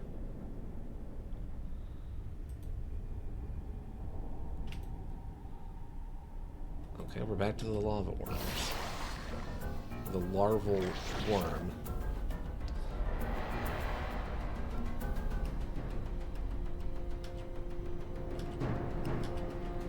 Okay, so did that use up Skull Mob?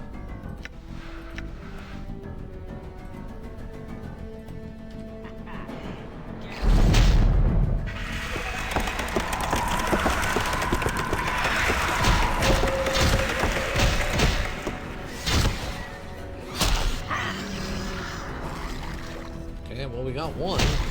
See that? Die. Done. And we got the other one. Damage 30. Wow, that's impressive. Yeah.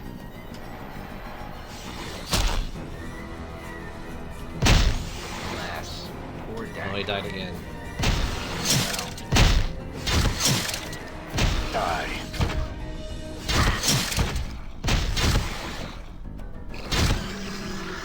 Okay, All right. everyone should be fighting this one.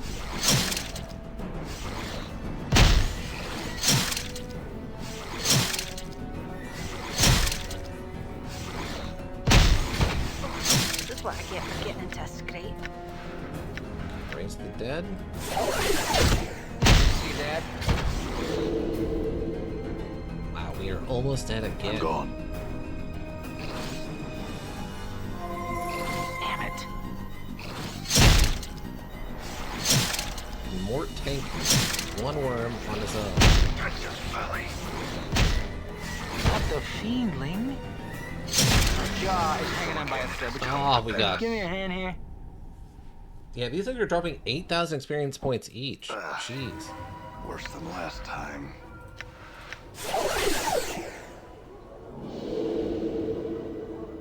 Well, at least the experience is, I guess, All right. good. Wow. Okay. So I'm here. what is your current... No. There we go. So her current AC is 4. Represents your overall defense. The lower the number, the harder it is for your enemies to hit you. And her current armor is giving her 8, right?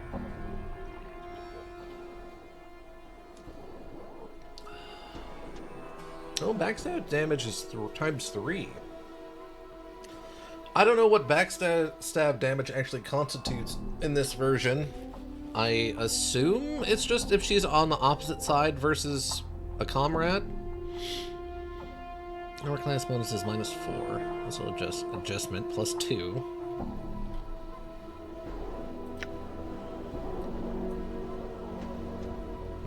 Okay, All well, right. we're not making much money down there, unfortunately. I guess there's still a couple of quests we can go do up here, so it's not like we're hurting for stuff to do. Let's go in here and see what we got. What does this place finally look like?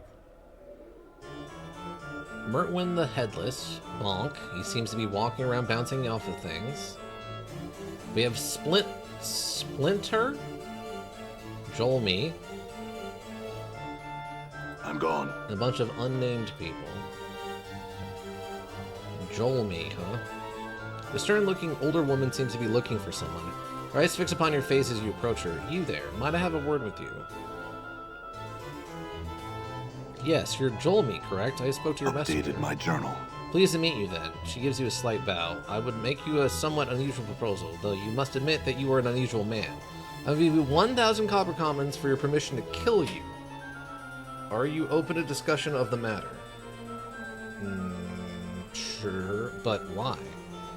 It doesn't bat an eyelash, but why not? I thought it might be of interesting experience, paying someone for the privilege of murdering them. When I first heard rumors of your existence, how could I resist? So what is your answer? Shall we discuss the matter in greater detail? Wait, where did you hear these rumors? One hears all sorts of things in the fest hall. How could one not eventually hear of a man like you? Again, I ask, will you consider my proposal? Yes, let's work out the details. After a short discussion, it comes down to the following terms. Jolmy will pay you 1,000 copper commons. In return, you will allow her to drive her dagger into your heart.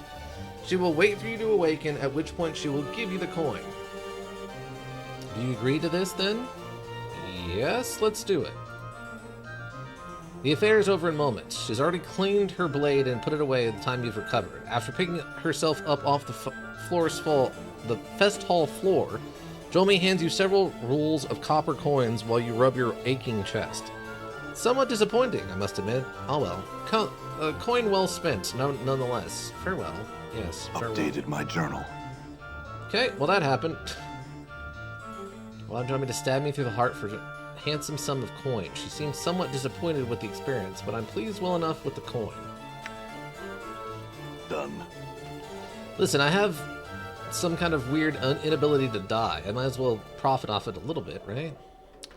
Thorny Man's golden skin sparkles slightly, almost as if it were metallic. Whether it's his actual flesh or merely painted on, you cannot tell. He regards you coolly as you approach, giving a respectful bow as you draw near. Welcome to the Civic Festival, traveler. We are Splinter, doorman to the fest hall and priest king of How may we help you? Despite his humble offer of aid, his voice is powerful and commanding, a deep and rumbling sound that resonates throughout the chamber. How can you help me? We do things in this fine hall, traveler. We answer questions guests might have regarding it or its inhabitants. We direct both visitors and members of the Society of Sensation alike to the sensorium or lecture halls. We also accept new members into the Society. Lastly, though through us that purchases from the Society's vaults are made. Spells, items, and such. Can you show me the... Okay. What lectures are there to attend? Also, current speakers include Death's Advocate, who speaks of death and what follows it. Gaius the Crooked, who speaks on the blood war. Three Planes Aligned, who speaks of the power of alignment and belief. Assuming they are currently here and well, we could direct you to one of their lectures at any time. Interesting. Death's Advocate lecture. Travel through the middle door on the eastern wall, and the door beyond that as well. Continue straight down the hallway you'll find yourself in, and enter the second door on the north side. Another question.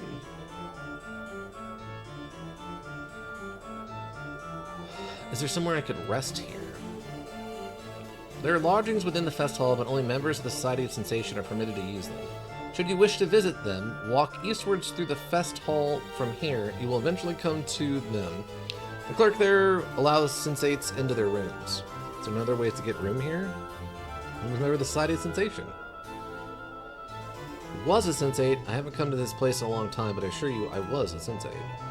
Sir bends down a ways to examine you more closely. We do not recognize you, but we see no lies dripping from your tongue. Very well.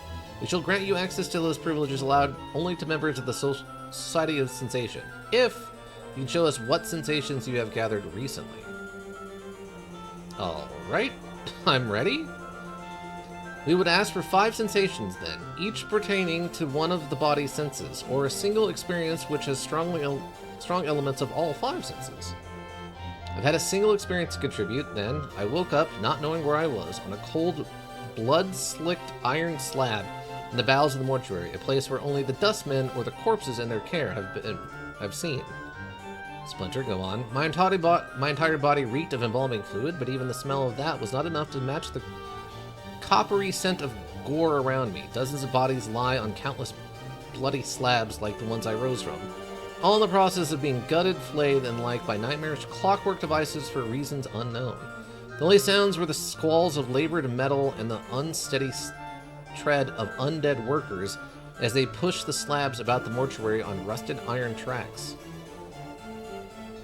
He nods. A disturbing experience. And then I left out the part about the chattering skull that flew at me as soon as I was upright. It survived, Splinter? Yes, we welcome you back, Traveler, and grant you access to the privilege allowed only to members of the Society of Sensations. Thank you, Splinter. I have a few questions. 10,000 experience points. Please answer what questions we can, as long as they pertain to the Fest Hall or the Society of Sensations. Me of the Fest Hall, tell me the sign sensation. I hear who might know about Ravel Puzzlewell. Player closes his eyes and thinks carefully. We would recommend that you speak to a wizard by the name of Quell about Ravel. Quell is always somewhere in the Fest Hall, most often in the private Centurium. Another question. Looking for here. What is it we were seeking? Merriman Montague, a factorum here. Merriman? Merriman is usually pacing back and forth around the lecture halls. Travel through the middle door on the eastern wall, and there, the door beyond that as well. Will likely be wandering within the hallway you'll find him yourself in. Thanks, I have another question. I want to ask about you. There's little to say that we have not told you. We are the Splinter, the doorman to the Fest Hall, demigod son of Ishar and priest king of Planeswalkers come to our world and told us of the Society of Sensation. We were fascinated and returned with them. We left in the capable hands of our queen so that we might come to this place and experience servitude and humility for a time. As time does not pass here as it does in the century we'll have spent here will be as a mere several months in our own world. After another decade or so, we imagine we shall be ready to return to and rule it once more. I see. I had another question. That's a heck of a story you just gave me. Okay. Come on, how can you help me? What lectures to attend? To buy something from the Sensate Vaults? What do we got? Charms, some spells, Scroll of Power Word Blind. Okay. Area of effect, 15-foot radius. The power of the site shall be removed and the darkness shall enter. Spell blinds up to 100 points of creature within 15 feet from the specified target point. The blindness spreads outwards from the center, affecting creatures with the lowest HP total first. Those with more than 100 HP are not affected. The spell effect's duration depends on the number of HP affected. If 25 or fewer HP are affected, the blindness lasts for 160 to 400 seconds. Oh my god. An individual creature can't be partially affected. Unless all of its HP are affected, it is not blind. Wow. Okay.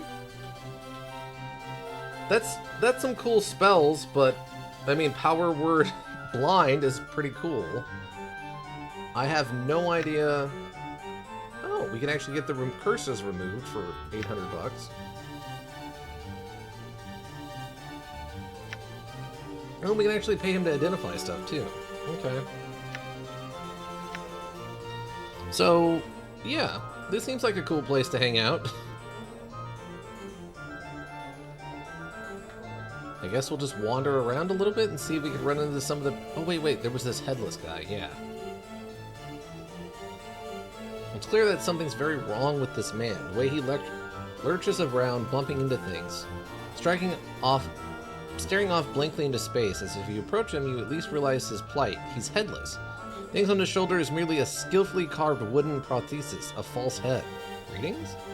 The headless body stops fumbling for a moment and pauses. His hands begin to reach out as if trying to feel exactly where you are. I'm gonna grab its hand. As the figure jumps suddenly, then holds your hand tightly, shaking it. The headless body seems friendly enough. It has a strange, strong grip, but the skin is cold and slightly clammy. Where's your head? Can you even understand me? The figure makes a series of hand motions and waits for a response. It seems like it's asking a question. Wait, I don't understand. The headless body taps its foot for a moment, scratching a chin in the prosthetic head. Suddenly, raises its fingers as if struck by an idea. It points at you, then at the eyes of the wooden head, then at you again. It then indicates its wooden head with both hands, shrugs, and points at you. Oh, no, I haven't seen your head anywhere.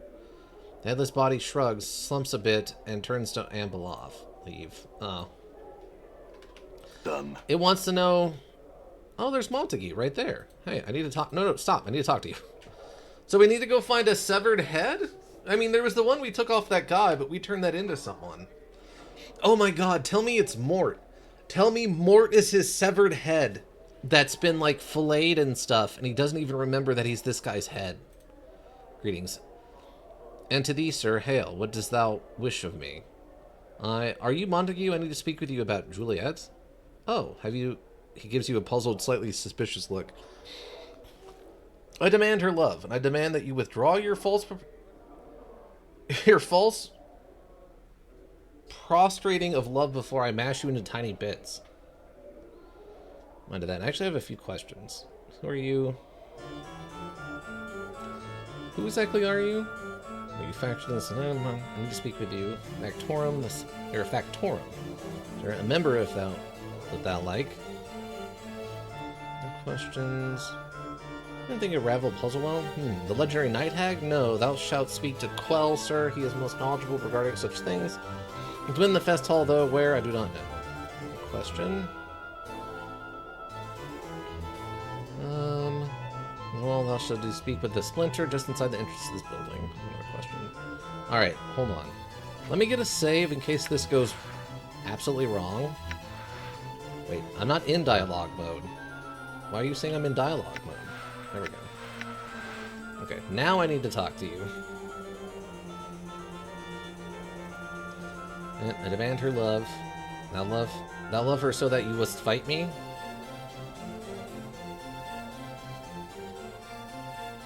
No, I don't love her, but I'll fight for her? Yes. Citizen for a moment, thou art passionate about this matter, I see. Passion stems from love. Thou love her, and I could not deny her a love such as thine. I shall, from this moment onward, hold no claim on her. Thou may do as thou wish. Alright then, farewell? And farewell to thee as well, sir. Now, I've some things to attend. Should we meet again, we might speak more on the matter. Montague bows and turns away. Okay, I'm very happy I got that save. Hold on, let me go talk to... I gotta go talk to Juliet and find out what we just did. Done. Juliet, we solved your problem. You're no longer dating a man who has no drama. You are now 110% single. Congratulations, we fixed your problem. Done. Juliet, we did it. Where is she? Juliet, you're in one of these rooms. Which room are you in? There you are. Quest complete, exactly. Yes, in fact, he was heartbroken and has decided to leave you to me. Updated my journal. He's not going to fight for me then? 10,000. No, he won't. Juliet looks shocked, and seconds later begins to whimper and cry pitifully. Have some questions? It's a shame to turn out this way. I'll come back another time. Juliet, farewell. Hey, you had some questions? Remain her sobbing and wiping her eyes and looks at you again. What about the silent? Looking for Vivian's scent?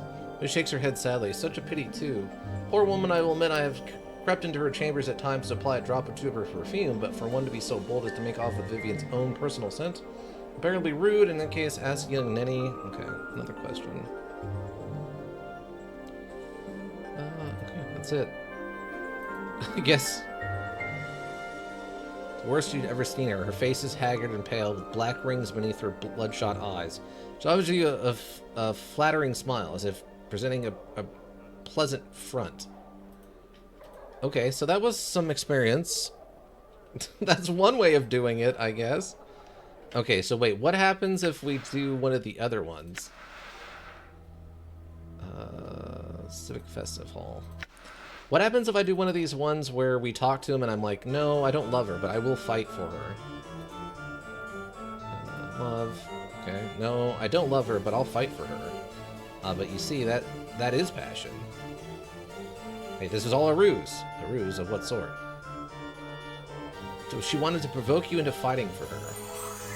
Oh, did she think my love so boundless that I would engage in fisticuffs with a brutally scarred man of thy stature? Perhaps she thinks my devotion to her a little high. So what should be done about this ruse? Turn about as fair play? I say ignore the chit. Act distant and unconcerned. That'll spice things up considerably. Truly. Trust me, kid. Start ignoring her. Create some friction. Leave them wondering, and they'll be clawing all over to discover what the matter is, right, Chief? Yeah, she'll think something's wrong, and for once, he'll be playing the module rather than being the target. I like the sound of that very much. Look, I hope it works out well.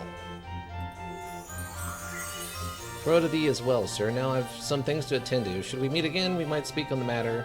Montague bows and turns out. Okay, so 5,000. So that's another. So that's 10,000 XP from this. We got 2 hits of XP from this one. Okay. So if I go turn this other part of this in, what happens? Because I think technically right now we're ahead in XP if she gives me the same amount. Because I think it only gave me a little bit of XP for talking to him and then coming over here and talking to her. And this will cause friction in their relationship, which is what she wants, without actually ruining the relationship. So you hopefully want anything. In my demands, but could gauge no reaction. He didn't want to fight me, though. I suggest you speak with him yourself sometime. Okay, we got another 10,000 from her. He's not going to fight for me. Then? No, he wasn't. He was bored with things in any case. He looks shocked. He said, what? How could I have been so... Oh, here as if my relationship had the troubles I so desired, and I merely missed them on my melancholy. Perhaps.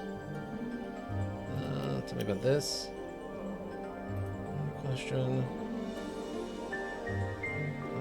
You know anything about her? Well, they sworn never to speak again for some reason or another. Such a thing. Another question. Anything about Ravel Puzzlewell? Who? Truly someone's name is... If it is, then this might know of her. Okay, so that actually might be the best way to go about it. I think that's the most XP we could have gotten. That was 10,000 from him and then 10,000 from her. So that actually worked out really well for us. It's another 20,000 XP. All right. For what is essentially causing a mild rift in a relationship just so they can make it better for something to do.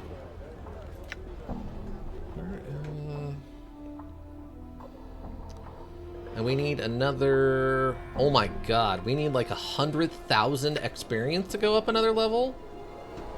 Jeez, okay. So we just went up a 10th of a level from all of that. Alright, well that's something, I guess. Let's say it's Jumble... Oh, Jumble Murder Sense. Well, didn't we need to talk to him about something also? Okay, wait, hold on. Let me get another save. That actually worked out. I'm not in dialogue mode, module. I'm freshly out of dialogue mode, actually. So, okay. Oh, this is the guy who cursed Reekwind, right? The short, balding man's orange tunic and rather sizable gut gave him the look of a walking pumpkin. He was absently-minded, patting his large paunch with a slow rhythm, as if it were a drum. The man's odd, crooked smile and strange gleam in his eye make him look a bit mad. Greetings? The man gives an exaggerated, flourishing bow and presents a small card which reads only Jumble Murder Sense. Execute Exorcerer Extraordinaire. He then snatches the card from your grasp and proceeds to eat it, grinning wildly all the while.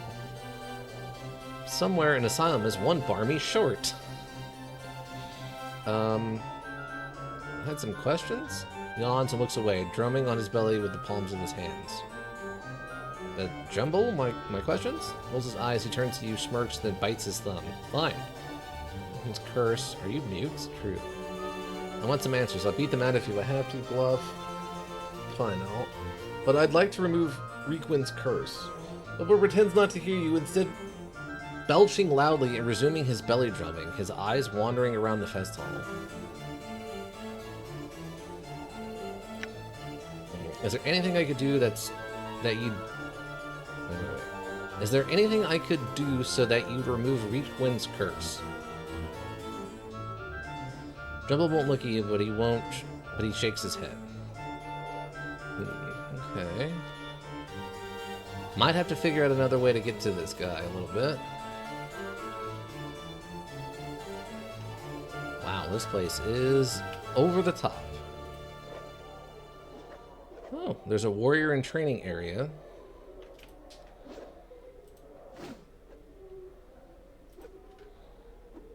Three planes aligned. Oh, this is one of the things we could listen to.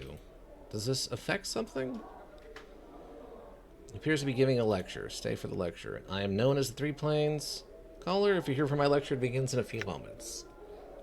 Come on, Chief. Are you really going to stay for this?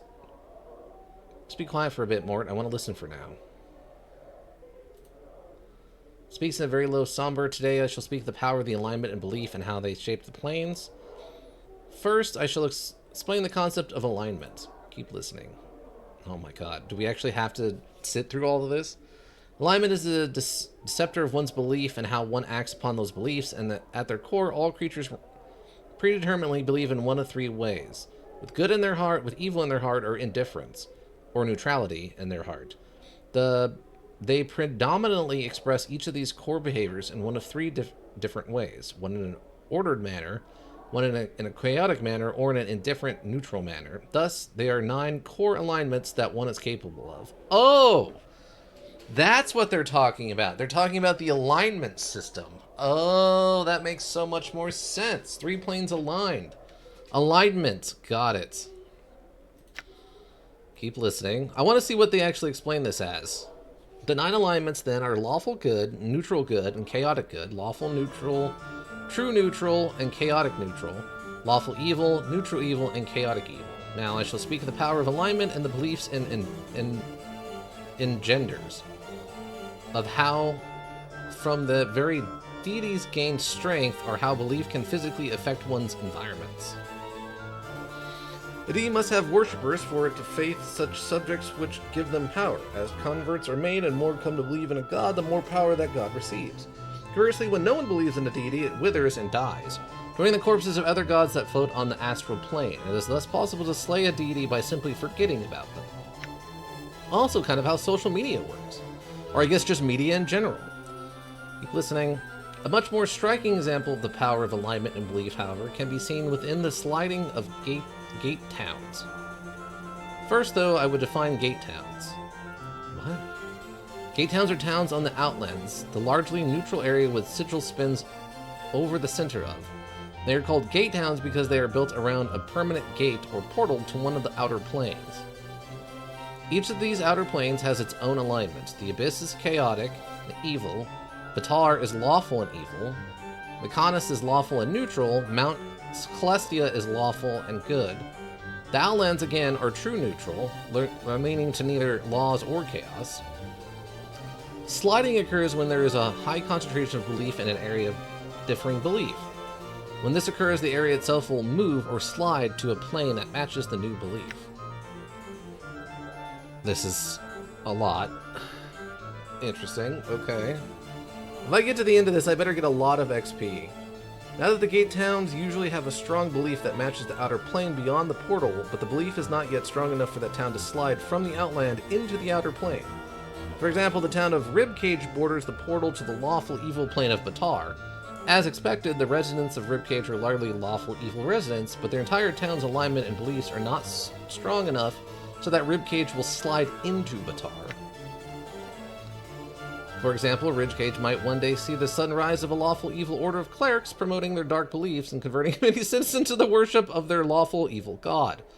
Were this to occur, there would be a good chance that the town would slide off the neutral outlands, becoming part of the lawful evil plane of Batar. This will be on the test? Seriously. This is like the fundamental understandings of D&D outside of the medium verse, right? Like, the planet that you are on, this is what's going on in the background outside of that. This is like D&D 101 for its, I don't know, cosmology or something? Or not cosmology.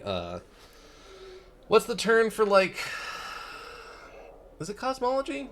No, cosmology is like makeup and stuff, right? What's the one that's the term for, like, your religious beliefs of a society? Cosmology? No, it's not cosmology. It's not cosmology. I can't remember what the term is now. Whole layers of planes may move it this way. Thus, many wars are wars of belief and faith by necessity. They are both tools by which territory is obtained and held. Okay. This, then, is the power of alignment and belief to shape the planes. This session has ended. They believe guide our actions. Okay. We didn't get anything for that? Right. I thought we'd get some XP for listening to all of that. Come on, that's an experience. Why no XP? What's in here? Thief in training. Oh, it's a Havelock guy. Okay, so I guess we can come in here for some thief training. What's this one? Death's Advocate. Of all petitioners to... Okay. I don't know if I can sit through another one of those right this second. Okay, what do we got going on here? Oh, mage in training. Okay, this is another thing I was thinking about trying to do. Was getting some mage training. Rusted iron plate bolted to the wall is pitted, corroded, cracked, melted, and scorched in various places. Okay. I wanted to get some mage training so that we could have someone other than Dakan doing magic. But I don't know, I guess it's not going to help. Oh, there's Merriman. Hold on, I need to talk to you about something too. I don't remember what it is. Man looks like a bitter, cantankerous old codger. His mouth is twisted into a frown that becomes even more severe as he notices you coming his way. Merry my name may be, but merry I am not. Off with you, young one. No time for the likes of you. He was in a fit of coughing from the exertion of shouting you away so loudly. Wait, Delora wanted me to talk with you. Marian's eyes you suspiciously. That's so. About what? Well... She says that you're her first love, and that so long as you hold the keys to her heart, she'll never be free to love another. She told you that, huh? I'm surprised. Perhaps leaving her under Mistress Grace's tutelage did what I couldn't. Started to develop her feelings. In any case, he pats a pocket on his tunic. I won't just give the keys to you. Wait, there's literal keys to her heart? He nods. That they are. Delora's a construct, didn't you know? Know that? A creature of sorcery and clockwork mechanics she is, and one of my finest creations, Marin sighs. But cold without emotion or character. I brought her to the brothel and set her so that she could not leave, in the hopes that the constant contact with so many others would begin to develop her own personality. The keys are the tools used to set her. She wants them because she feels that they're limiting her personal growth now, I suspect. Then why don't you just return them to her? Why don't you just return them to her? Marin scowls. Because I'm becoming a cruel and bitter old man who sees he can get something out of you. Okay. Go on then. What do you want? I want to forget. I've lived almost 150 years now, and I've seen every sensory stone I've cared to in this grateful hall. I have little time left to live, and I am too weak to go out in search of wholly new experiences, so I need to find a way to forget them all. That way, I can start again in my final days. So, do I just, like, wallop you the back of the head, or what? Updated my journal. No, you bloodthirsty lummox. I need something, some item, some concoction that will allow me to forget, like a drought of the river Styx, something like that. Right, if I find something, I will bring it back to you. Okay, so we need something that will erase his memory? Can we help him lose his memories before he gave the key to Laura's heart? So I'll have to look for something that'll do that to that person. I mean, suggested water from the river Styx as one possibility. Okay. A draft from the river Styx. Was that in the curio shop?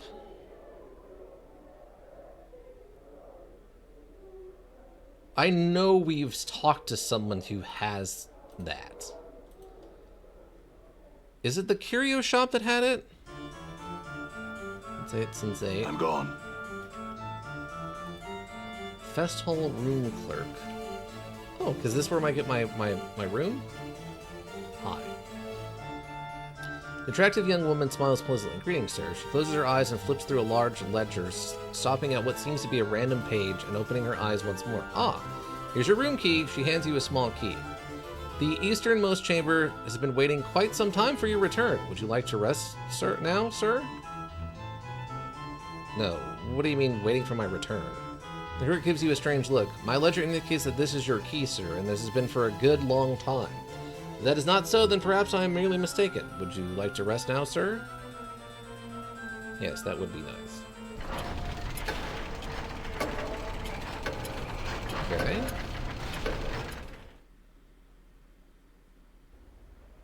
Rested 8 hours. Okay. Well... Oh, come on! You had to make this a physical thing I have to carry around? Are you kidding? Oh, that's a blood charm. And it's a heart charm. +5 to lore skill, +1 to intelligence. Assume the user gains a temporary increase to their reasoning and perception ability. It feels as if the player is looking through several pairs of eyes. So we literally have to do this like 4 times every single time. I mean, maybe it's lore accurate or something, but it's not exactly fun. Because yeah, that means I have to do this over and over again.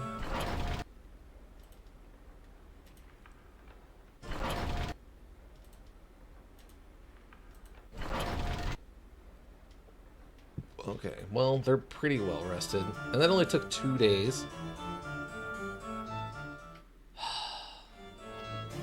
I'm gone. Oh, that was... that actually unnerved me for a second. It's like, is something spawning inside of the fest hall? That seems really, really, really bad. I guess we're okay, though. Oh, there is a door over here.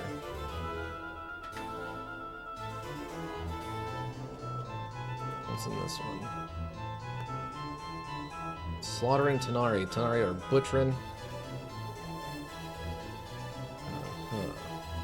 Okay. Headless. Oh, this is just a giant throne? It appears to be as old as the building itself. It looks unused, more of a piece of artwork than a ruler's seat. What's this? Oh, scroll of force missiles.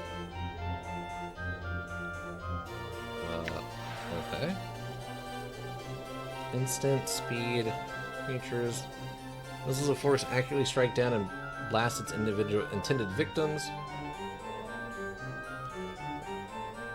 Like the magic missile, this spell creates a mystical glow of magical energy which will successfully hit its target 2 to 8 points of damage regardless of saving throw.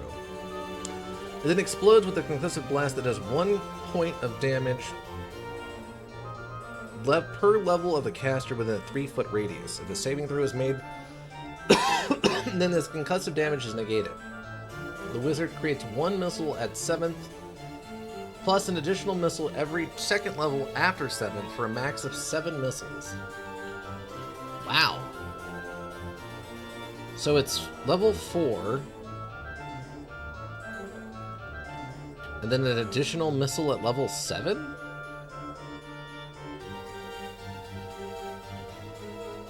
Huh. Well, that's a very high level spell then. Okay. There's nothing hidden behind the bars which adorn the face of this pillar. Oh, I guess this was like a secret. Someone hid this spell here? Is it just meant to be... Is it just like a secret storage area so we have a place to dump all of our stuff? Is that all it's for? Koisai. What's your deal? A life-size granite statue of a gentleman standing with his arms at his sides, eyes closed. It's an excellent craftsmanship, exquisitely detailed, incredibly lifelike. So much so, in fact, that you find yourself wondering if it's really a statue at all. Greetings. Statue makes no response. Chief, you've seen statues before, right? Know that they don't talk or anything? Consider this, Mort. You're a floating, talking skull who's denying the possibility of a living statue? Well, you got me there, boss. Then I'll do. That'll do. That I do, Mort. I'll just touch him. You touch the statue and find that, while the clothes that adorn it are gray cloth rather than rock, the skin is as cool and hard as granite. Why would someone dress a statue? A little too analytically correct, Chief. It's a rhetorical question, Mort. Sure, boss. I knew that. Strike the statue. As you make to strike the statue, its eyes flash open and it catches your fist in an iron-hard grip. Hearing its cold gray eyes, it speaks with a voice like 2 boulders grinding together. Why would you strike Kwai Z? Forgive me, I only meant to see if you were truly a statue. Not slowly frowning. You are forgiven. However, one feels you are lacking patience. Perhaps I had some questions? The statue remains silent as you enter. As ever. Hello, my questions? Wait for a response. With no presence, you get the sense that Quasi might be testing your patience. Keep on waiting! 3 minutes pass, Quasi still faded a response. Quietly. His eyes open, he gazes at you with a cold gray eyes. He speaks ponderously with a voice like 2 boulders grinding together. Your patience is noted. Quasi would speak with you now. What rolls his eyes and makes a gagging noise? Powers, no. Not another Burke that talks like this. Testing everyone's patience now? Yeah, because it's a whole squad of people. Have questions about you? Francis speaks ask. What is that you were meditating upon when I first found you? The Way of Stone. The Way of Stone? By nods. A philosophy, a method of combat. With it, Quanzai seek to achieve invulnerability. Invulnerability, you'd be unbeatable in combat. Yes, now the way is not yet perfect. Quanzai will make it so one day. Quanzai knows this. Thankfully, this is not fully voiced. I know, right? I would have to probably, like, skip through this guy's dialogue and just read it out loud. Can you tell me what you've discovered so far? Quanzai nods. No one has asked Quanzai to share his knowledge of the way. Oh god, the way. Quanzai shall do this now. He begins to speak at length, slowly and carefully. Listen and learn the Way of Stone. Updated my journal. After hours of listening and many, many questions, you come to understand what little of Quanzai's Way of Stone he can teach you. In combat, you will use it to resist and deflect your enemy's blows, improving your armor class. Sweet! Armor class went down by 1. Thanks. Had other questions? He hasn't heard you, he replies. This place. This is the Civic Fest Hall. Need more? Find another to ask. Okay, I had another question. What do you know of Raven Pizzlewell? Nothing. Okay, that's all I had to ask. Thanks, bud! I'm gone. Cool. We just got a free lowering of AC. Fantastic. Okay, what are we looking at here? Combat instructor. Memories. Okay, that'll give us the key to her heart, and then we can give that to Delora. Then maybe Delora will tell us how we get Vivian sent back. And also, I still need like a way to split these two up. Okay, hold on. trying to remember, is the curio place in... Yes, it is. Okay. Done. I couldn't remember if it was here or if it was in the lower ward. But I know for a fact that we've talked to someone that sells that River Styx thing for forgetting stuff. If it's not this place, it might be the pawn shop. If it's not the pawn shop, it might have been one of the bars. Maybe it's like a drink. All right. I need to talk to you. I may speak with you.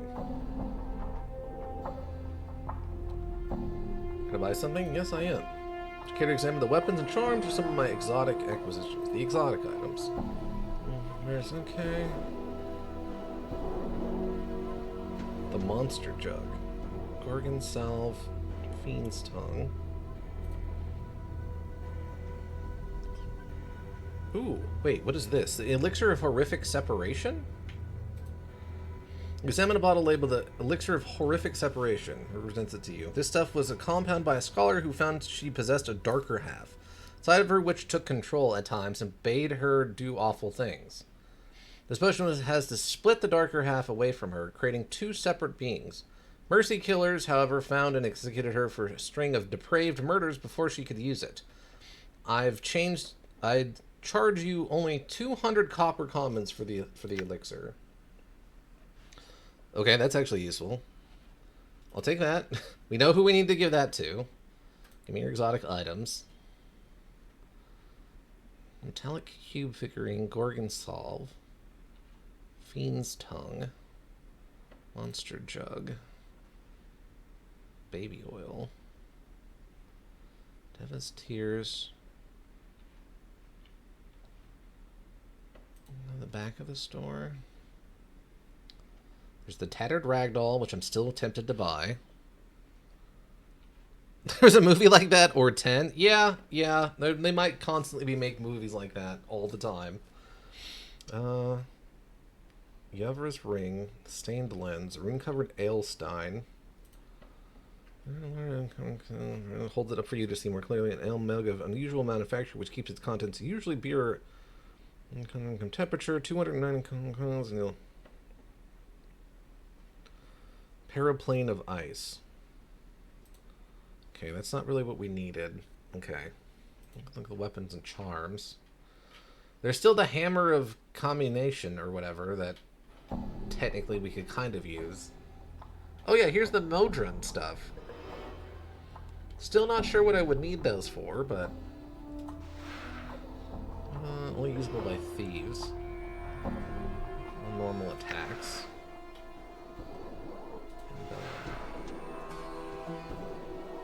School of illusion called the Panabellum, according to their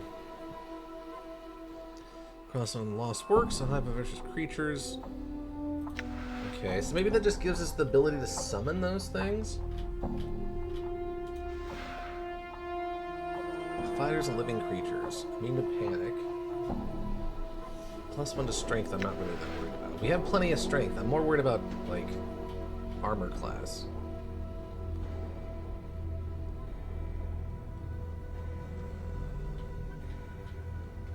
I don't have anything to sell you unless he wants... Wait. Oh, apparently not?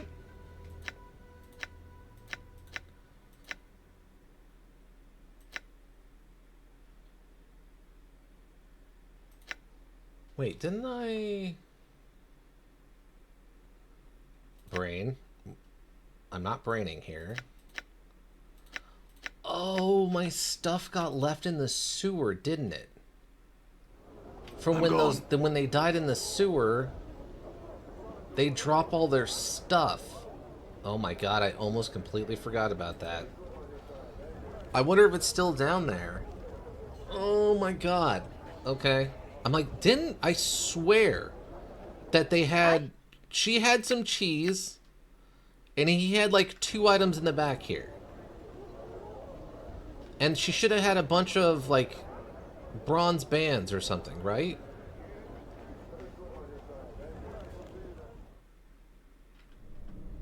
Completely spaced on that. Done. That you drop your stuff when they die.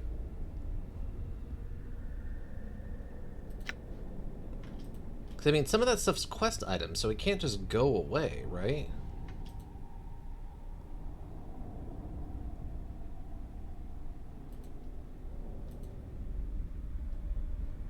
Where would it have ended up, though?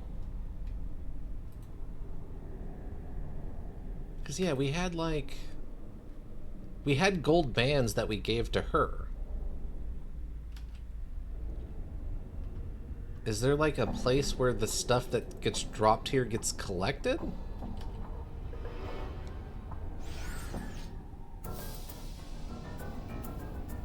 Or something? Swear to still live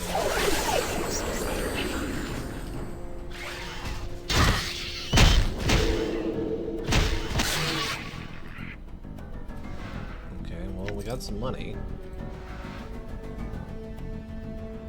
What's up? Or can you give it the old skull mob? Good as done.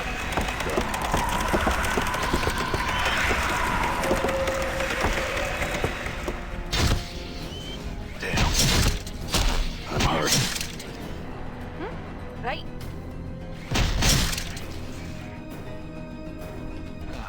Encore. we're down. Encore. So... Okay, so his stuff doesn't go away. Welcome back, Chief. So... Greetings. What I'm doing here is... I need some help. Help? Has a crime been committed? Partly look work. I'm task sent to me. I'm willing to give them done while over at side looking for so and so.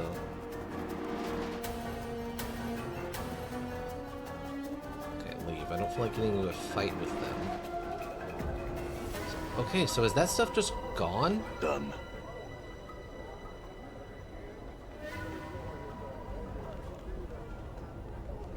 Wait, is it... Because it's not around anywhere. I guess it's just gone then? Even though... Yeah? Wait. No, there's got to be a way to get it back, because I'm pretty sure Dakan had, like... a couple of quest items. Right? So, how would you... Goldward, also known as Wanker City. So there's gotta be a way to get that stuff back. Does it end up in, like, a certain spot? Good as done. Hold on. I forget that if our characters die or whatever, Ready. Endure. that they In just... enduring, grow strong. drop everything they're carrying for some reason. Done. Okay.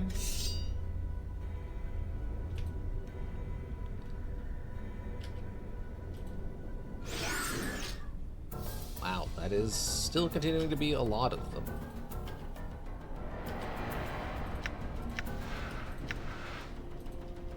Huh?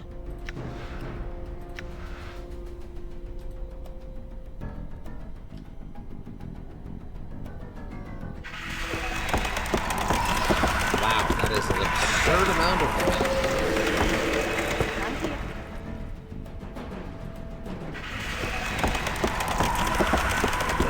I mean, what am I supposed to do with that?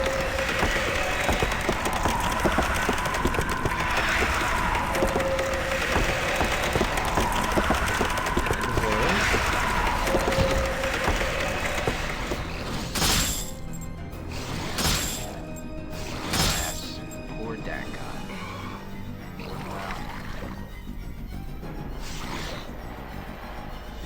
Okay.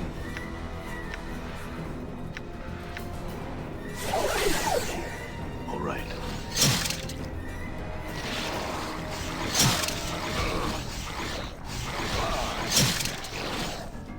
Dakan did not get up for some reason. Why did you not get up?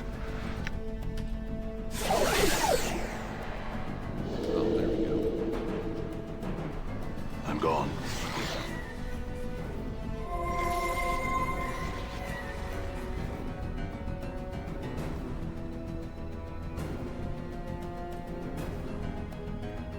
Huh. See that? This is what I get for getting into a scrape.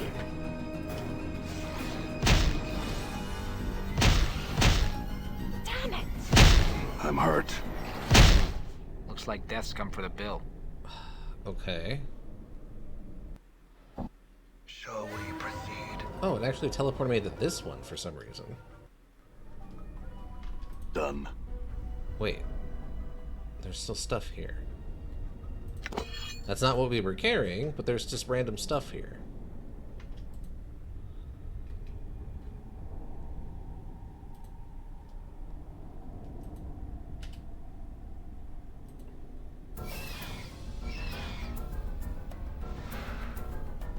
Man, okay, that's not anything.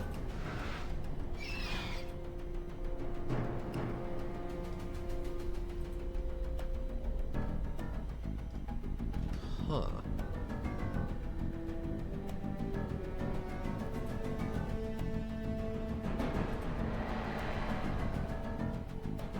Khan, what are you... Stop standing there, Khan.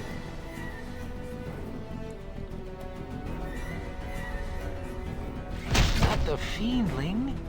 Okay, hold on. So you get back up. Aye, what? Might as well.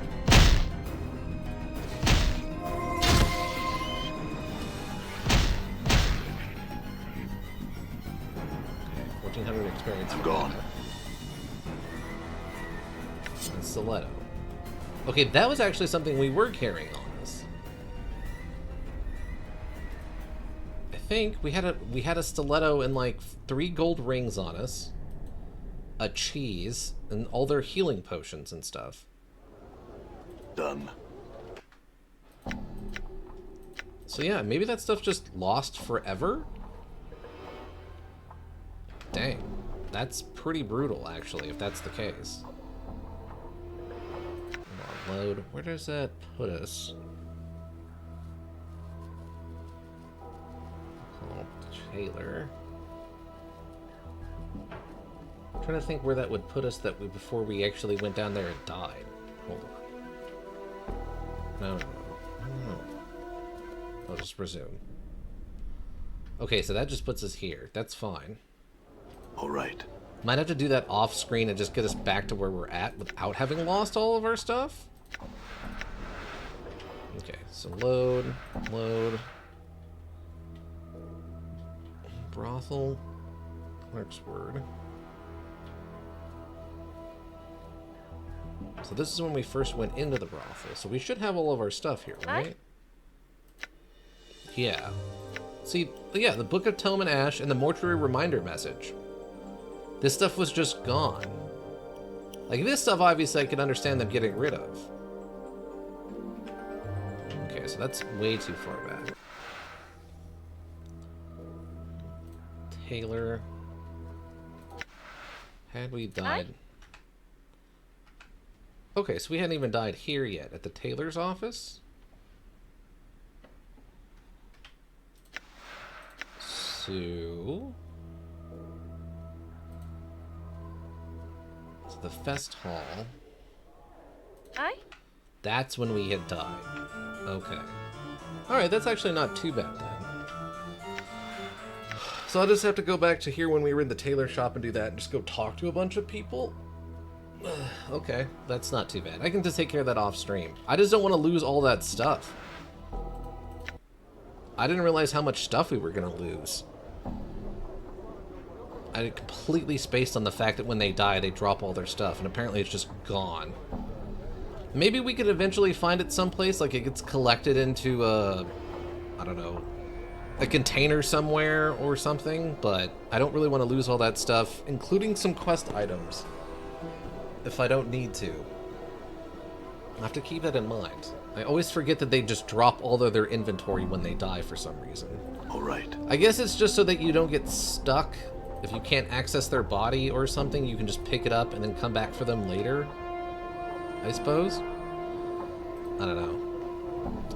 Alright, I'll take care of that off stream, though. We can get over to Happy's Humble Burger Farm. So there was a lot... I'm good, we can just quit. There was a lot more going on inside of that brothel than I was expecting. I was not expecting it to be like that at all. I figured we'd go in there and talk to a couple of people. It'd be like a funny gimmick area, and then that would be the end of it. I didn't expect there to be that much going on. It honestly feels like half the quests in this area go through there, which is kind of funny. I mean, it's interesting. It was what they did with it was kind of interesting. Still don't get the Modron thing. I think the fest hall seems interesting. We'll get into more of that probably next week, or not next week, but like next stream. But it was fun. That's actually still pretty interesting stuff of what's going on.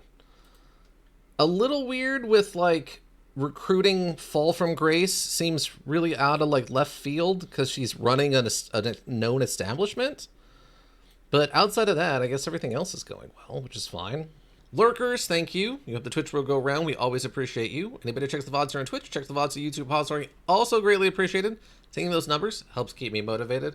If you need a well thought out solution, you need a thinking solution. Raven Hillbrook Inc. Thinking Solutions. And that's going to be it for me, everyone. I hope you all have a good rest of whatever you're up to. And yeah, I think that'll do it. Bye.